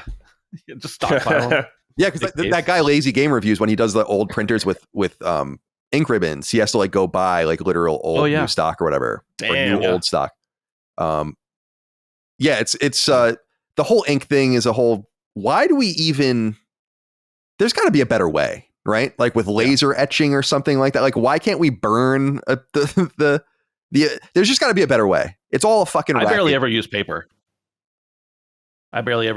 I have a phone that I can type things on. When someone sends me like here's like contracts for the live shows and everything, it's like somebody sends me something, they're like, sign this and print this out, sign it and fax it back, and I'm like, I'm not doing that. So I just go onto like PDF filler or something, scribble in something, email it back. They're like, oh, thanks, do you have a fax? I'm like, brother, it's 2024. I haven't touched a fax machine since I worked at a college 10 plus years ago. Sorry. It's not happening. Yeah, no, faxing. You have to be fucking out of your mind. You have to be out of your mind to think I'm going to fax you something. Right. Out of your fucking mind. Will you fax me something? No. Will you fax me a Mega Man figure or something? Like I can 3D print you a Mega Man figure and send it to you in the mail. No, I want paper. Can you like send me Woodman? Woodman? He wouldn't like that. He would be most. Send you Woodman, all right. Yeah, I'll give you. I got a Woodman for you, buddy. I love paper. I mean, I love writing. I think it's such a interesting. I think it's gonna go away. Like, not your ability to read and write and all that kind of stuff, but I just think, and it's not gonna be like Waterworld or something where there's no paper, but I just think it's gonna probably eventually, you can have screens and UI interfaces and things and talking to things and all of that, and it's like, it's kind of cool that we hold on to it for a little while longer. I think certainly in our generation. I don't like, and this isn't a personal attack, Colin, because I know you love checks or you love sending handwritten things and checks, but I've hated checks for so long. Like, I used to, when I worked in retail in high school, I was like, can we just outlaw checks now? And now, like, I'm like, I gotta go to the bank, dude. Yeah. Like, I have to go inside somewhere. Are you kidding me? I just can't believe. I totally understand that, first of all, and yeah, I like writing checks when I send a letter. Like, I think there's something. Yeah, I like the gesture for sure. Yeah, and isn't it more fun to go in and cash and deposit your bonus check and like make a little, not for the people there, but just like, it's like you got a nice little letter in the mail, you got a little thing. I guess maybe I'm overthinking it in some sense, but I think it's nice that you want it to be nice, and I appreciate it, and I appreciate that you're sending me money. I do not like the process of getting a check in the mail and taking it to the bank. Well, right, because the check I is like too everything big. else about the check other than doing the bank thing. The check is It's too big for Grandpa. you to do digital. Correct. Like you can't like just take a picture of it and send it in or whatever, which is they've made that easy, which is nice. They don't do that for you though. They do that because they don't want you in the bank. Correct. No, So this, they can close down all the banks. Right, exactly. Yeah. this is like getting a letter from Grandpa, and it's really nice. And you're like, Grandpa, you gave me a little bit of a chore along with the letter, but it's very nice. But it is getting your Christmas letter from Colin. It's like, Grandpa's back. Let's see what he has to say. Well, I just want to show everyone my little rough. appreciation for everyone. It is appreciated. I'm not digging on you, but it is rough when it's like, I think last year because all the checks got delayed, you were like, they got to be deposited by the end of the year. And I'm like, okay, it's the 29th. Oh yeah, The we're bank's fucked. We were closed fucked. at 12 tomorrow. Yeah, it was just like, great. It reminds me of you're talking about getting all the checks from Grandpa. It reminds me of the Seinfeld episode where Jerry has all those checks from his grandma for years. And then he finally gets guilted into depositing them, overdraws her account. That's The chemical that's all bank. checks. I love that episode. Yeah. Yeah, there's it is frustrating and annoying to often to have to interface with these banking institutions. But yeah, I try to just try to keep it a little bit old school, I guess, in some sense. But I get that. I don't want to go to the bank either. And actually, our bank is getting even further away from us than it is right now, which sucks. Mine It's not too. that far, Yeah. but because they're closing. No, it's that's the thing. It's moving instead of being 15 minutes away, it's going to be almost like 25-ish minutes away. Like they're moving 10 minutes down the road, basically. And so we don't go to the bank very often, but when we do, it's like, well, great. Now it's this much further away. It is going to be right next to BJ's though. Oh, So it's one of those, we can try and plan it out that the shopping trip is also bank day. We can try and make that happen. Because the same thing, BJ's, excellent store, but it's far enough away that I'm trying to only go there twice a month at most. So we'll just need a little more planning, is all, a little more finesse. And yeah, with the mail issue that we had last year, it was like, well, the lesson we learned is that we can no longer trust the post office to deliver things within 2 weeks. We need to send these out like the 1st of December. Dude, I don't know if that Otherwise- would have helped in this instance. dude, It may not have, because some of them still never arrived, right? Some people just never got there. So yeah, maybe you get maybe we print out a certificate and you get PayPal'd, but you have a certificate. yeah, it's that. So I've told the audience in the past that someone had include me in on the fact that like the Richmond, Virginia area postal warehouse was like literally audited and found to be completely fucked up. So that's where that shit got lost, and it so severely fucked the accounting up last year.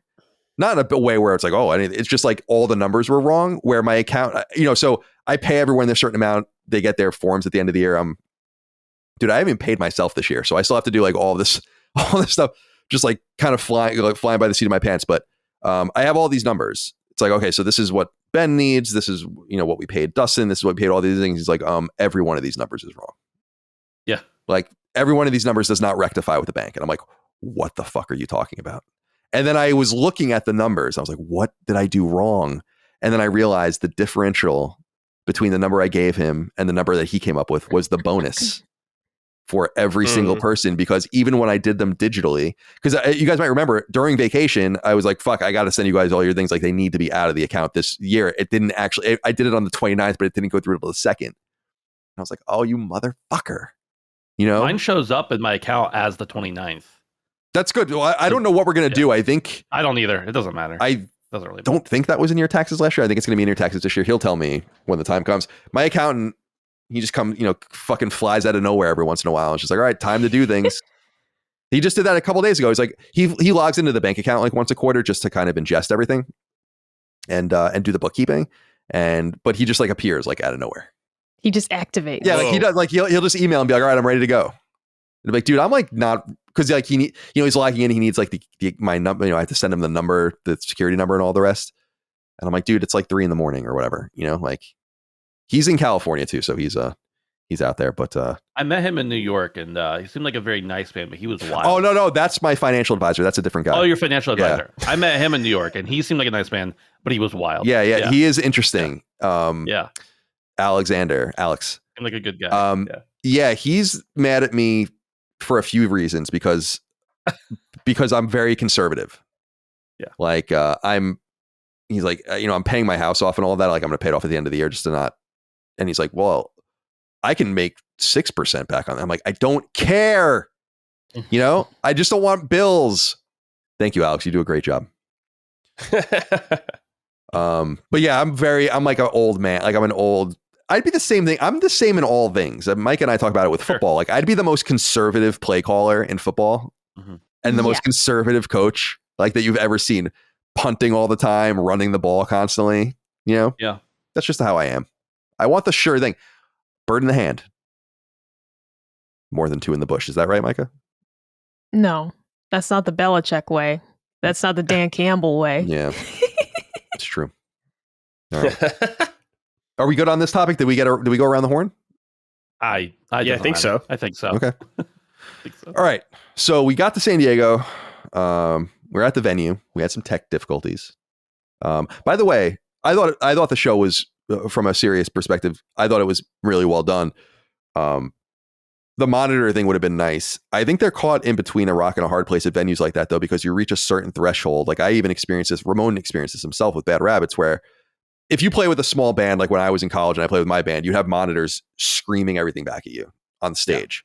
And that's like kind of the lo-fi way to do it. So you can hear, but you eventually get inner ears, and that's a whole different ball game. And actually I'm getting fitted for inner ears in a month or two through one of Ramon's friends for my drums, which is going to be awesome. I've always wanted them. They're expensive, but it's good for your good ear protection and all of that. So I just don't think they interface much with people that need monitors screaming back at them. So I forgive them for that. I do too. All right. I'm going to get some inner ears for just working, because I'm always wearing these and it just makes me sweat. And I know that it's like, so I'm going to treat myself this winter and get some custom inner ears. Nice. made. I'd rather wear these, but you just look like the guitarist in Linkin Park, that always wore headphones. I totally get it, but I think you gotta, eventually kind of embrace technologies at some point. And yeah, man, I get so hot under these things too. Why do your ears like get hot? It's a hole, I guess. They're holes. They're going to be They're going to exhaust, in some sense. All right. So we're in San Diego. We're backstage. Then we had some tech issues. So now it's after the show. Micah, we're doing some late night eating. Yes. Yeah. I wanted to discuss late night dining, which it sounds stupid, but again, a new experience for me. I am from a place where most, restaurants are closing at 9, 10 o'clock. Even there's the diners in the college town that they might be open till midnight, but it's a ghost town, right? And so, and where we live now, these restaurants are like desolate by 9 o'clock. Most of these places close at 10. They're really winding down by like 8:30. The place is half empty. By 9:30, the place is just, the waitress is sweeping the floor and they're like, get the fuck out. So this experience of going to San Diego and, first going to Eric's bar, which was really cool. Getting a drink at a bar was neat. Something I've only done like twice in my life. So I had an excellent espresso martini, which will now be like my drink. Now that I've tried it, it's like, oh, well, the next time I'm at a place where I can have a drink, I'm going to see if that's on the menu because I really liked it. But going to In-N-Out, for example, and it's 11 o'clock at night and the place is packed.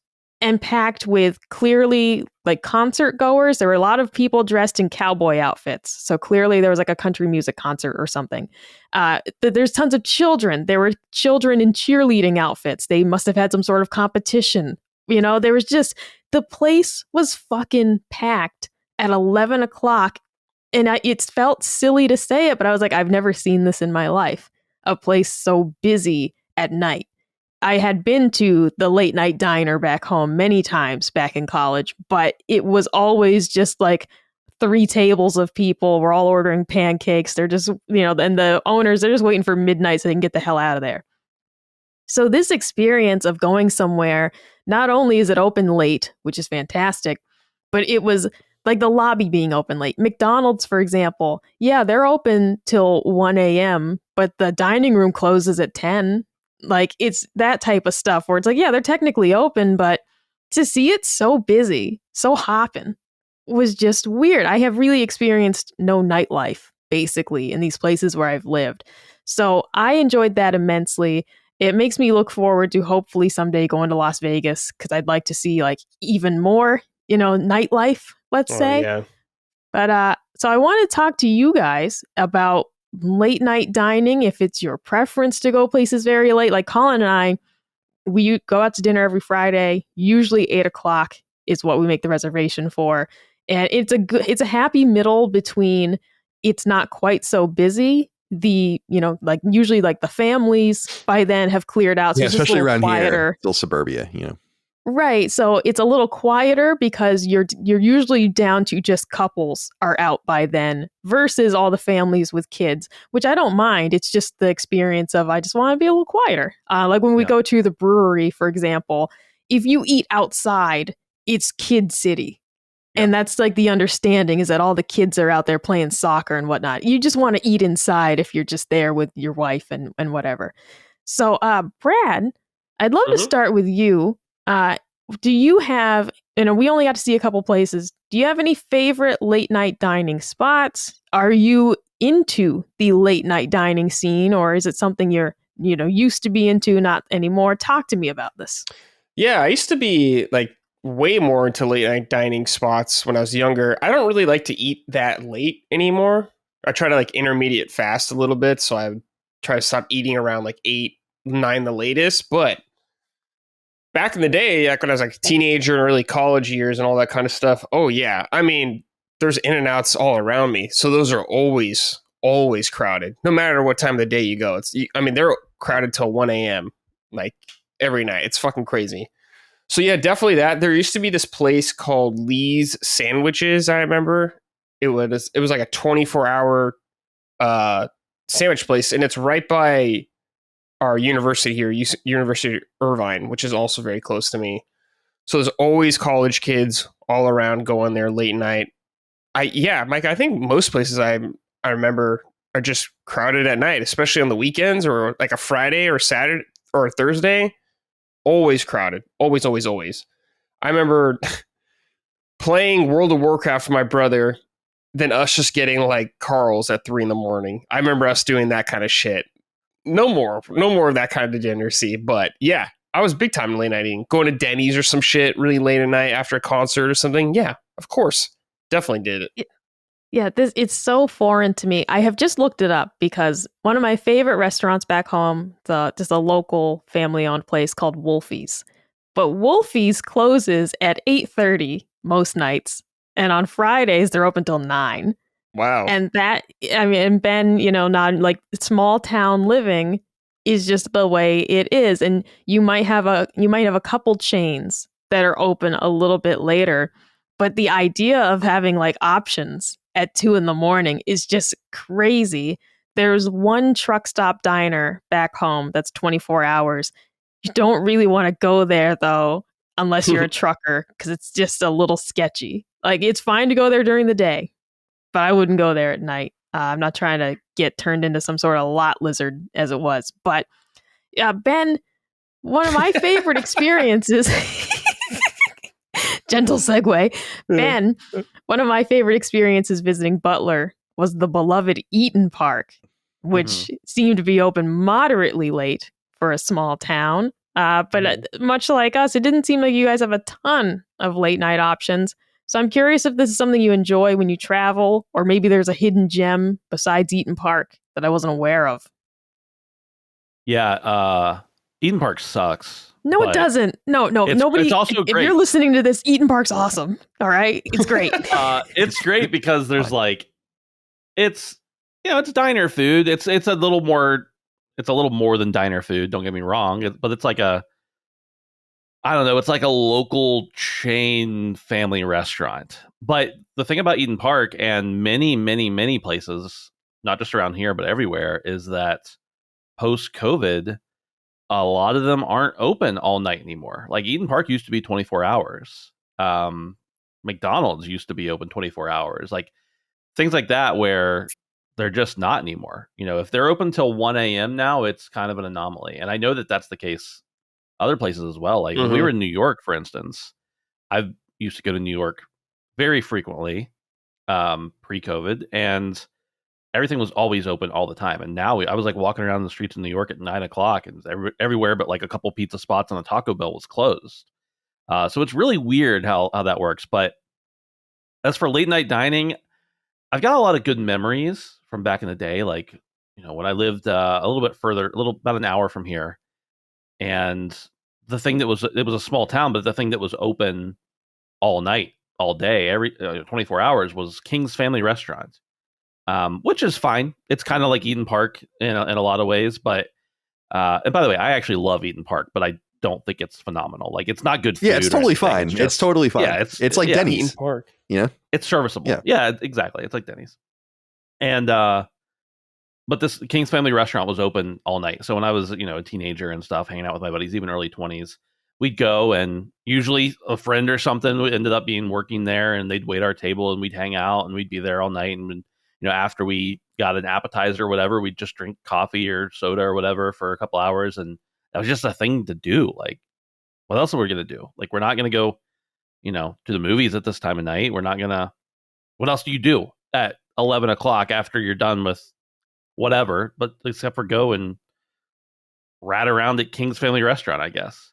But I like that kind of stuff. I remember good times where it was like, you know, back when we still had midnight releases and we cared about those, where we'd go to a restaurant before or after the midnight release and just hang out there all night, or just it's a good time to meet up with friends where, you know, your schedules don't align otherwise. And but yeah, after even like Walmart, you know, I hate going to Walmart, but when I used to be able to go at 3 o'clock in the morning and be the only person in there while they were stocking shelves and buy the few things that I needed and get out, like that was great. But Walmart isn't even open 24 hours anymore, at least around here. I'm sure some places still are, but a lot of things just aren't open that late anymore. But as to your I've got a wife who likes to go to bed early, get up usually about the time I'm going to bed. My kids are a factor in not going out, hanging out late at night a lot. But I just don't get the opportunity. I guess I'm just an old man now. I don't go out as late as I used to. But you talking about In-N-Out, though, brings back good memories of the few times I've been to In-N-Out in California when they're on a trip and it's super late, going to In-N-Out. And yeah, like Brad said, I've never been to an In-N-Out. Obviously, I don't live near one, but I've never been to one that isn't always busy. Mm-hmm. Every time I've ever been there, forever busy. Which is is it okay? Forever. It's a good testament, and it's also like, you know, just to pat them on the back a little bit more. Like they're efficient, they're kind, their shirts are tucked in. Like, when's the last time you saw somebody with their shirt tucked in at McDonald's? You know, I'm sorry, just classier. No, it is. They run a tight ship, and it's privately held, which I love. You know, they never sold out. It would be so easy for them to sell out and make enormous billions and billions and billions and billions of dollars and walk away, and they don't. You know, right? Yeah, I took In-N-Out for granted, and I started getting tired of it. But then when we had, I was like, oh my god, this is so on point, and it never changes. Yeah. It's always the same. Yeah, it's always consistent. Simple is good. But yes, I love late night dining, but I'm kind of in the camp. Like, I don't really eat. Well, first of all, I forget to eat. I know you wouldn't tell by looking at me, but I don't eat regularly. Like, it'll be like 9 o'clock, and I'll say something to Emily, and she's like, did you not eat today? And I'm like, I haven't eaten since lunch yesterday. Like that, I just don't think about. Holy shit! I'm actually thinking about doing like a long fast soon. Not only just to, like, you know, kick the body into gear, but also just, can I drop some weight by not eating for a week? I'm gonna talk to a doctor. I know I can literally, but I'm gonna take care of that. But I'm just thinking about, like, I already don't really eat at regular times. So would this be easier for me or harder for me because I don't do it? But with that said, most of the time when I think about food, I'm like, oh, it's late, and now my options are some crackers or nothing. So I'm just gonna eat nothing. So, but if I had like a place I could go late at night, I probably would. You could go to Sheetz. That's the one thing I was going to bring up. Thank you for reminding me. Sheets is 24/7 for those who aren't aware. Sheets is 24/7. They have like the made to order thing. The problem with Sheets, and don't get me wrong, I'll hit up Sheets every now and then, but Sheets is more expensive than it should be. Like it's great because it's 24/7, but like an order of 4 provolone sticks is like $8, and it's super convenient. The Wait, food's decent. what is Sheets? I don't even know. I've never heard It's of like this. Wawa. It's like a gas station Oh, with what the like fuck's Wawa? Don't do that. It's not like Wawa. It's way. It's I don't know what No, either of it's- those are. there's It's some just 7-Eleven, Brad, but with food, Oh, more okay, food. okay. like they'll make you like Wawa's really known for like their sandwiches and stuff. It's like a nice gas station where they'll make you food and you can take Got it. it. And You can trust Sheetz the a food similar- is a the whole similar point. idea. But you think they're different. I guess Sheetz has more of a grill kind of thing going on, which is different. Yeah. You know, It's fun. I mean, partially I do think they're very different, but also just playing into the rivalry a little bit because there's a big, Western Pennsylvania versus Eastern Pennsylvania with Sheetz and Wawa. But Sheetz is like a full service food, and they've got a gigantic, like you got every drink you could want, and they got a full like all the aisles are full of different types of food and snacks and everything else like that. And Wawa is more of like a gas station that also makes some food. Sheetz is more like, oh, we are a gas station, but you're coming here because of all the amenities. And Wawa is like, you need gas, we'll throw you a cold cut. It's like Buc-ee's or whatever. Is that what that's like? Buc-ee's is I've only been to Buc-ee's once, so I can't fully assess how it is on the scale of gas station restaurants, but it's at least equal to Sheetz, if not maybe a little better. But I've only been there once, like I said, so I can't fully assess it. The bathrooms are nicer, the bathrooms are insane. Like, why do they have to be so big? I've seen pictures of them where I'm like, the bathrooms are so big.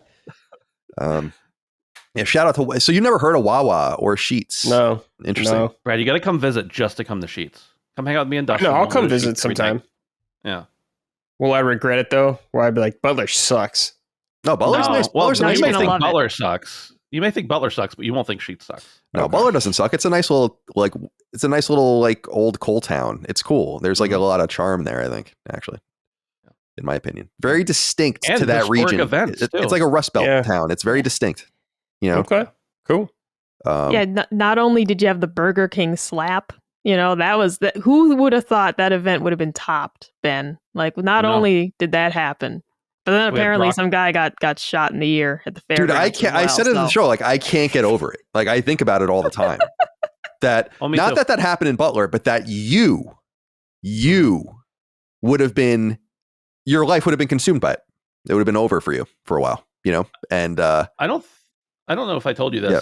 So I think I've told this on another show, maybe on Summon Sign, like the week after it happened. But the first time Trump came to Butler, back when he was running in 2020, when he was running against Biden, I was invited to go to just because I was the mayor, I was invited to go to the rally. And they had tickets for me and everything. I could have gone backstage or whatever. And then they have like a special spot for you to go. I didn't go.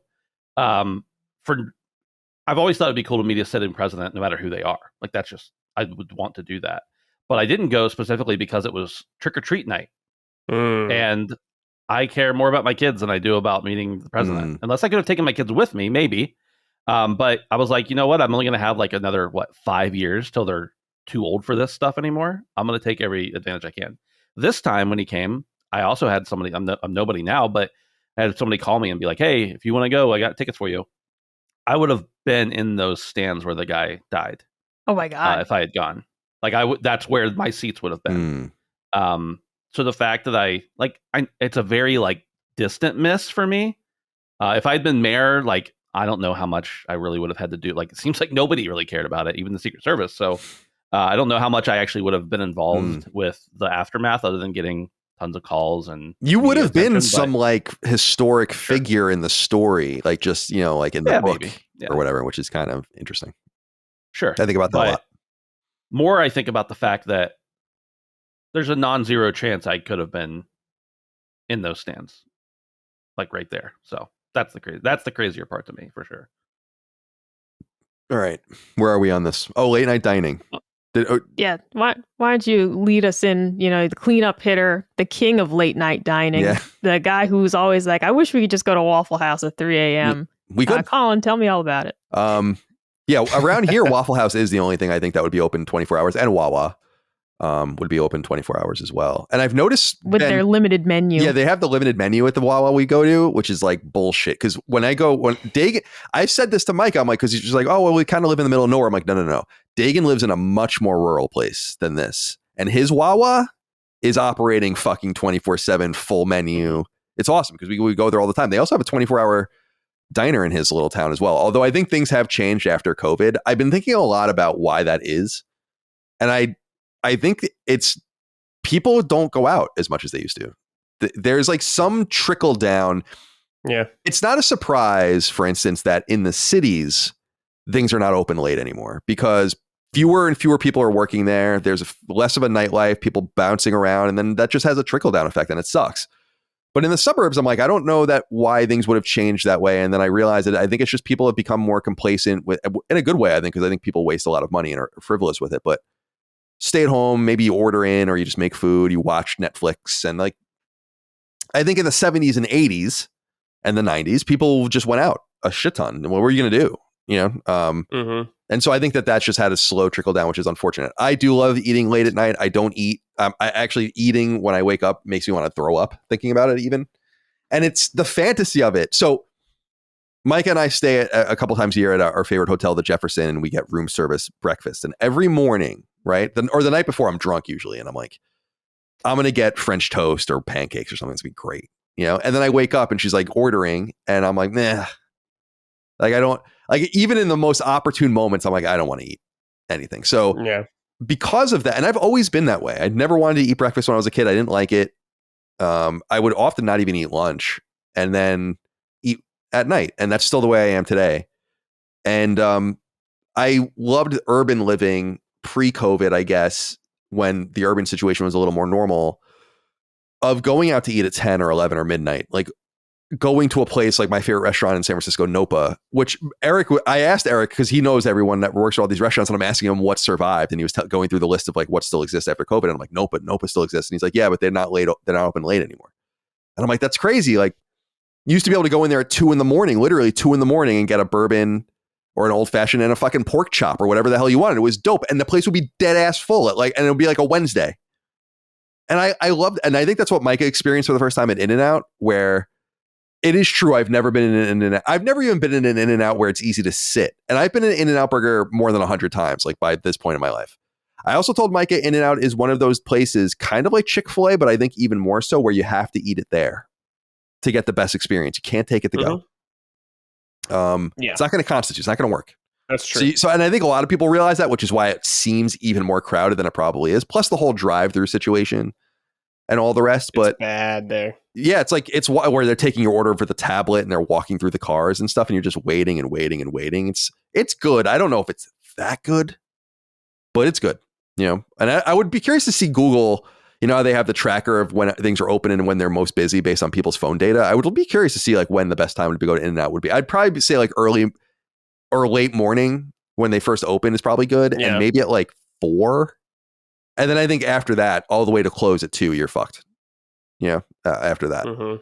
But I love the scene of going and sitting out down late night and it not being lonely. That's one of the things that I love about New York diners and Long Island diners and the situation I grew up in, which is also apparently decaying in some sense about staying open all night, which is just unthinkable. Like when I was a kid, I was on the Long Island. It's suburbs. It's not New York City where like everything's open, but we still had 4 different diners to choose from, a bunch of fast food spots, a pizza spot, a hero store at 2 a.m. Like no problem. And I liked that because it wasn't like a movie set where you walk in and you're the only person there. It was like, no, there's like a lot of people here and there's some drunk belligerent people there. Dagan and I talked about how we like thought we were gonna have to fight these dudes we went to a diner one night and they were like being really rude to the waitress. And we were like, are we gonna have to say something to these guys? And then eventually she kind of like said something to them and like put them in line. But you're dealing with all sorts of like ruffians and really in our area, Waffle House is the only place. And I love Waffle House. I have no problem with Waffle House. I think it's awesome. And you want to talk about good food cheap, like real fucking cheap. And you might get a show. depending on what happens when you go, I've never not had a show at Waffle Right. House. And I've never been to a Waffle House. It sounds like a fucking fighting game background arena that you yeah, it fight totally in. is. It's like in a Street Fighter, there would be some Southern American character who would fight in front of the Waffle House, or maybe even in the Waffle House. Yeah. And I was saying all Waffle Houses are typically laid out the same, so people get to know the terrain in the arena, with the deep kitchens and all the rest. There's a lot of room to maneuver in those places. What I love about Waffle House, and you guys know about this, it's called the Waffle House Index, where shit is really fucked up in a place if Waffle House closes. And that the American government legit tracks that.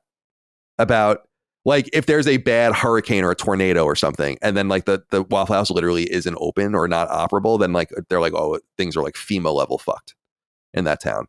And so, like, that's how reliable they still are, I guess. But, I've talked about a few places and many times in the past that I love eating. Vegas is a great place to eat late. Herbs and Rye is my favorite place there. Very unassuming place in a strip mall, basically. And it's a deep industry place for bar people and restaurant people. And after midnight, they serve everything on their menu half off, or most things on their menu half off. And it's so fucking good. Steaks, pork chops, seafood, whatever you want. Great cocktails. Why wouldn't you want to eat in the middle of the night? That's what, and to me, I've always, it's not like a thing I've adapted. I've always been a night owl. I've always liked staying up late at night, and I've always wanted to eat in the middle of the night. I used to have to sneak. My dad used to get mad at me, and he would go to bed, and his room was on the first floor, and I'd kind of like very carefully sneak into the kitchen and make myself food to eat in the middle of the night because I was like always hungry in the middle of the night. I just love nighttime eating. I just wish, again, it wasn't so lonely. A lot of people like don't understand it, or like, why do you want to be out so late? Why do you want to do this so late? And I'm like, I don't know. There's something fun about getting your night going, about being like, I'm going out at 12, and like just doing whatever you want the rest of the day, as opposed to these 2 a.m. late last calls and 1:30 last calls. It's like, oh, where are the men? Where are the women? I want to stand They're up. waking up early farming. Yeah, That's I know. what they're doing. It's crazy. I don't know what's going on, So yeah, shout out to Late Night Eats. I'm glad, Micah, that you got to experience that. It was fun. I told you that it's a really awesome place to people watch. In and out. I've always thought that because it tracks everyone, like all types of people, young, old, like you said, there were 4-year-olds at fucking midnight running around that in and out, like there was this really old Asian lady with her like single hamburger and drink. Like she was adorable, but it's like, it's 11 at night. What the fuck are you doing here? My grandma's been asleep since 4 PM. And here's this old ass lady with her hamburger and soda. And it's just like, what are you doing here? It was just such a weird thing. Like I wasn't expecting to see old people, but here they are too. Everybody's in the mix. Yeah, I loved that, and it was fun. Like you could tell, yeah, a lot of girls had like cowboy boots on, guys had cowboy hats on. It's like, oh, so yeah, like maybe a rodeo country concert. Ton of people in Padres gear, so it's like, all right, Padres game just got out, and like teenage girls in I read it as Friday Night Lights, where they were just getting back from the game, and they were cheerleaders, and I was saying that there were these guys standing there checking out all the hot girls that were coming in and then making faces to each other. And like, so you have this meta level of people watching, where you're like watching them, us. I was like, it's so funny. I don't know. Yeah, it was cool. And we don't have that here really at all. No. So just too family oriented, too many young families, restaurants clearing out, closing down at Friday. Last call would be 9:30 or 10 at the latest. It's like, that's unheard of where I'm from. Unheard of. Brad, were you doing any people watching when we went to In-N-Out together? Much?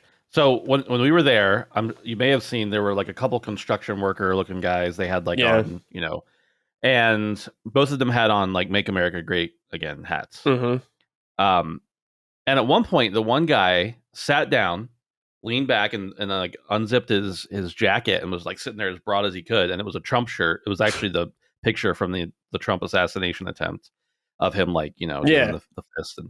And I was like, oh, that's interesting. Just one, you're in California. You don't always assume people are that conservative, whatever. But then I looked, and about 6 feet from them, like as they're sitting there, like trying to make themselves look bigger and express their political beliefs, there's a family of 4 sitting like 6 feet from them. And I looked over, and all of them are wearing Harris shirts, and one of them even had like a big campaign pin on. And it looked almost like they had just come from like an event or something. Like that's funny. and it was just funny that they were like obviously at odds, but they're just enjoying some In-N-Out. In-N-Out brings everyone that together. Could happen anywhere, but it was just funny that it was at In-N-Out in San Diego. Yeah, that's I don't know, man. There's a few things I would change about living here, and that would be one of them. And I was trying to tell my friend Eric, the bar owner, who's always looking to invest in new things and do new things. It's funny, he had to leave the day after we met up with him. All of us met up with him to go to China because he's doing some stuff over there. And I was like, he's a nice guy. Yeah, he's a really sweet guy. I mean, he got caught behind the bar for a little while, which is funny because he was making us drinks so we can get them nice. He's very hospitable and a really decent person. But I was trying to sell him on this area that we live in here in Virginia, where I'm like, dude, I feel like there's got to be an outlet here for people like me. I can't be the only one that wants like a restaurant to just stay open till 2. Is there any money in it? I don't know. You have to like really seed it and get people aware of it. But I think there's like a complacency where that's not even an option. And so people get used to it. And for me, that's the exact opposite, where growing up where I grew up, it was just, always everything was open all the time. I used to go food shopping in California at Vaughn's in the middle of the night, which I also loved. Like supermarket shopping, like you said, it's just the best. It's like, there's no one fucking here. This is awesome. But the reality was there was actually quite a few people, more people than you would think, taking advantage of the same idea. So I love late night culture, but I am getting older. I feel if I'm in bed, I can't believe people go to bed at like 9, or 10. Like that's anathema to everything I know and believe. The second I didn't have a bedtime anymore. So that was like in middle school and high school. I was up until fucking midnight at least for the rest of my life. So teach their own, I guess. Are we satisfied? Yeah. The only final point I was going to make is even the places here that are open late, the quality just immediately diminishes. And that's part of it's not even worth doing here. As an example, after the show at the National, we go to McDonald's, it's still open, they're out of French fries. And it's like, you're open for 3 more hours, you're not going to make any? And they're just like, no, we're out of fries. Are you out of yeah, it's like, right. I'm not eating McDonald's without the fries. I love McDonald's, but the fries are like the key ingredient. Yeah. Oh, you said that. Yes, I was starving to death, but you refused to eat it. So we said, okay, we'll go to Wendy's. And Wendy's was also open. And the guy said, I'll be back in a minute. And he never came back. And that's how we ended up at the Wawa. And Colin is looking at the menu. He's like, this can't be all there is. And I was like, you're eating it. We've gone to 3 places. I'm dying. I gotta eat something. Like, you're gonna eat whatever they have. Or whatever, or like a chicken finger sandwich. I don't care. And it's like, like, you gotta eat something on this menu. I'm like, what is this? This is Wawa. What the fuck is going on here? Hey, Colin, that would never happen at Sheetz. No, it wouldn't. It wouldn't happen at Sheetz. It wouldn't. Colin cycled through the menu like 3 times. He's like, this can't be all there is. I was like, you're going to pick something off this menu. We're going to take it home and eat it. Like, you just, this is it. This is the last stop. We're not driving anywhere else. We never went back. We never have cause to go back that late, but I want to go back one day to just see, like, is it always like that? Like, that's so weird because that's not what Wawa is. That's not the point. You know? We were the only people in there as well. Like, the thing is, this isn't about being in the suburbs. This is about the culture of the people here. Where Dagan lives, if Wawa is busy at midnight, they're going to put out more food. The fact that ours is open is cool, but we were the only people in there. One guy walked in and got an Arizona tea and walked out. Like, they're just like, we don't have to make food. Nobody's here. It's just the way people live around here. It's completely different. Yeah. But yeah, no, that's it. That's the topic. That's the topic. Well, Great job, everybody. Just move to California. You'll get plenty of food here again. Yeah, we can go to Del Taco. Turn over your whole life. Go to Del Taco, get some burgers, get some tacos and burritos, get some crinkle fries. That's the best part of Del Taco. Dude, you make those chili cheese fries as well. Oh, yeah. I love Del Taco. Del Taco shits on Taco Bell. Like, it's not even close to me. Thank you. Finally. I've been saying this for years and everyone's fucking... You gotta be out of your mind. Tapping for Taco Bell and it's just like, come on, You gotta be out of your mind to think that. Yeah. You know? What are you talking about? You can't fool me. You know? I need the burgers. Baja Blast. It does fool people. Yeah. People do love the Baja Blast. Yeah. Yeah, it's the Baja Blast. All right, my friends. Well, let's exit. It's time to go. Let's go around the horn and say goodbye to everyone. That was a fun conversation. Ben, let's go to you first. Goodbye to you. Be well. Have a good weekend. I appreciate it. What's happening with you? Well, tonight, Brad and I are maybe finishing the campaign for Space Marine 2 block. And other than that, I honestly have no idea. I'm happy. I think like I have some work stuff to do tomorrow, but tomorrow might be the first Saturday in months where I haven't had like an obligation. And that feels really nice. Yeah, I feel Nice. the same actually, because I've been doing Lilimo stuff on the weekends and I'm through now. I just need to like wait for the art to be done and then give it one last pass. But because I don't know, man, like Barry just kind of came out with this game and just was like, yeah, by the way. Yeah, I'm aware. So I'm excited. We have I said it on Sacred. We're gonna announce it and release it soon. So I'll be excited to see what people think of it. Send me a code. I will. We can play it. probably even send it to you now on Steam, if you want. Yeah. But we have not announced what it Steam. is. I want trophies. How am I going to play one of your games, Colin, and not get trophies? Well, an early build. Yeah, we'll have trophies. We're going to do this. I think we're going to do a similar thing that I had this idea with Super Perils of Baking where we would give the PS4 and PS5 versions different trophies to give you a reason to play them again. So like the PS4 version is kind of easy. The PS5 version is kind of hard. We're going to do that again. So you'll have 2 lists of trophies to get if you're interested. I personally think that's a really novel idea. I'm surprised more don't do that. It doesn't take that much more QA to do. It's just triggers. So yeah, I'm really excited to get that out there and see what happens. I forget, Ben, that you're involved. So you're dealing with the platform holders, I assume, with this? Yeah. Mm-hmm. Very well. Okay. And another project that's might also come out this year. imminent. Yeah. No, yeah. We might release another game this year after this. Jeez. Yeah. That I already wrote, so I'm done on that, which is good. Okay. Brad, goodbye to you, my friend. Be well. Yeah. Have a good weekend. What's on your Thank you. agenda? Is that Drake on your shirt, by the way? No, it's Cal Kestis from Star Wars. Oh, the Jedi I see series. the lightsaber there now. Okay, yeah. Let's see. I'm going to eat Wahoos right after this. It's going to be delicious. That's And I'm tacos, right? going- Yeah, it's like Mexican food with Yeah. tacos. Yeah. Then I'm going to play Astrobot because we got a plus coming up next week. Yep. I want to be finished by the time we get to that. Then Space Marine 2 with Ben and Locke later. Cool. That sounds Pretty great. good Yeah, day. I'm at 84% according to PSN on an Astrobot, and I think I have 265 of the bots, so I'm getting really close to the end. So I think I'll beat it either tonight or certainly tomorrow on Platinum and put it away. I was going to buy that's what Lollipop I'll do this Chainsaw, weekend. but apparently the port is really bad. So Surprise. yeah, it's too bad. So I think I'm probably going to be in a wait and see mode until Dead Rising. I'll buy that, I think, as that comes out. Oh, yeah. Dead Rising. Yes, dude. Yeah, I'm going to look forward to that, I think. Micah, goodbye to you. I'll see you right after this because we live together because we're married. We have dinner Yes. tonight. And what's on your agenda this weekend? This weekend, not a lot besides cleaning the house, the usual things. What I was most excited for getting past this live show was I finally booked my next tattoo, Nice. which has been something I've just been waiting. It was like last year, got married, didn't want to risk any issues with that. So we're not doing this now. Then we had a series of trips this year. We had the live show in February. We had a trip to Boston in March, a wedding in April, then swimming season.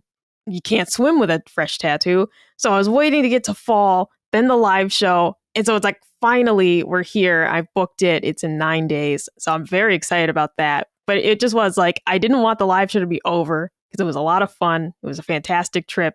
But now it is this whole thing of like the rest of the year is like opened up for me in terms of like, yes, I can plan things and do things. And this was top of the list of things to do. What are you Excellent. getting? Oh, so it is an ice cream cone, and the ice cream is a skull at the top. And I bought this artwork. I think I bought the artwork in early 2020 from this lady on Twitter that I follow.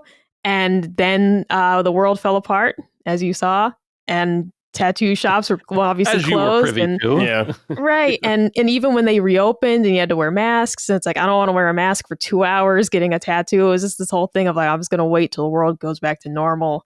And then regular life also went back to normal. So we're finally doing this. I have several tattoos that I want to get. So it feels good to finally be getting scheduled with these. And if I like this lady's work, then I'm going to book the next one with her too. So I'm very excited for this. Nice. Get a pickle jar tattoo. I Seems do right love up your alley. pickles. Yeah, it seems right up your alley. All right, my friends. Well, this was fun. This is a good episode. I wanted to theme it around the live show to celebrate it. Of course, we will have the video's already edited and done. We're going to hold it for a little while, make sure it's good, watch it, and we'll put it up in the coming weeks for our patrons at the $5 level. So keep an eye out for that. And then we'll have more information about our next show next year, whenever that happens. It's not top of mind right now. Everyone did a great job. Appreciate everyone and their energies at the live show, including those that are not here. It was great to see Hogue, Jaffe, insulting everyone. And so it was a lot of fun. So please look forward to the video version. Thank you everyone that came out and saw us. And of course, thank you everyone who listens to and watches our shows here on Patreon, patreon.com/laststandmedia. Couldn't do without you. And if you want merch, laststandmedia.store. We appreciate you there too. We'll see you next time. Until then, goodbye. Constellation is a product of Last Stand Media and Colin's Last Stand LLC and is proudly recorded in the USA. The show was conceived by and is directed and hosted by me, Colin Moriarty. My co-host is my brother, Dagan Moriarty. The show is produced by Last Stand's executive producer, Dustin Furman, and is edited by associate producer, Ben Smith. All Last Stand theme music is by Ramon Narvaez, and all of our graphics and logos are by Dagan Moriarty. As you know, all of Last Stand Media's podcasts, including Constellation, are fan-funded on Patreon at patreon.com/laststandmedia. The following names are at the producer level on Patreon, our highest support tier, and we're infinitely grateful for your thoughtful and kind contributions to our independent endeavor.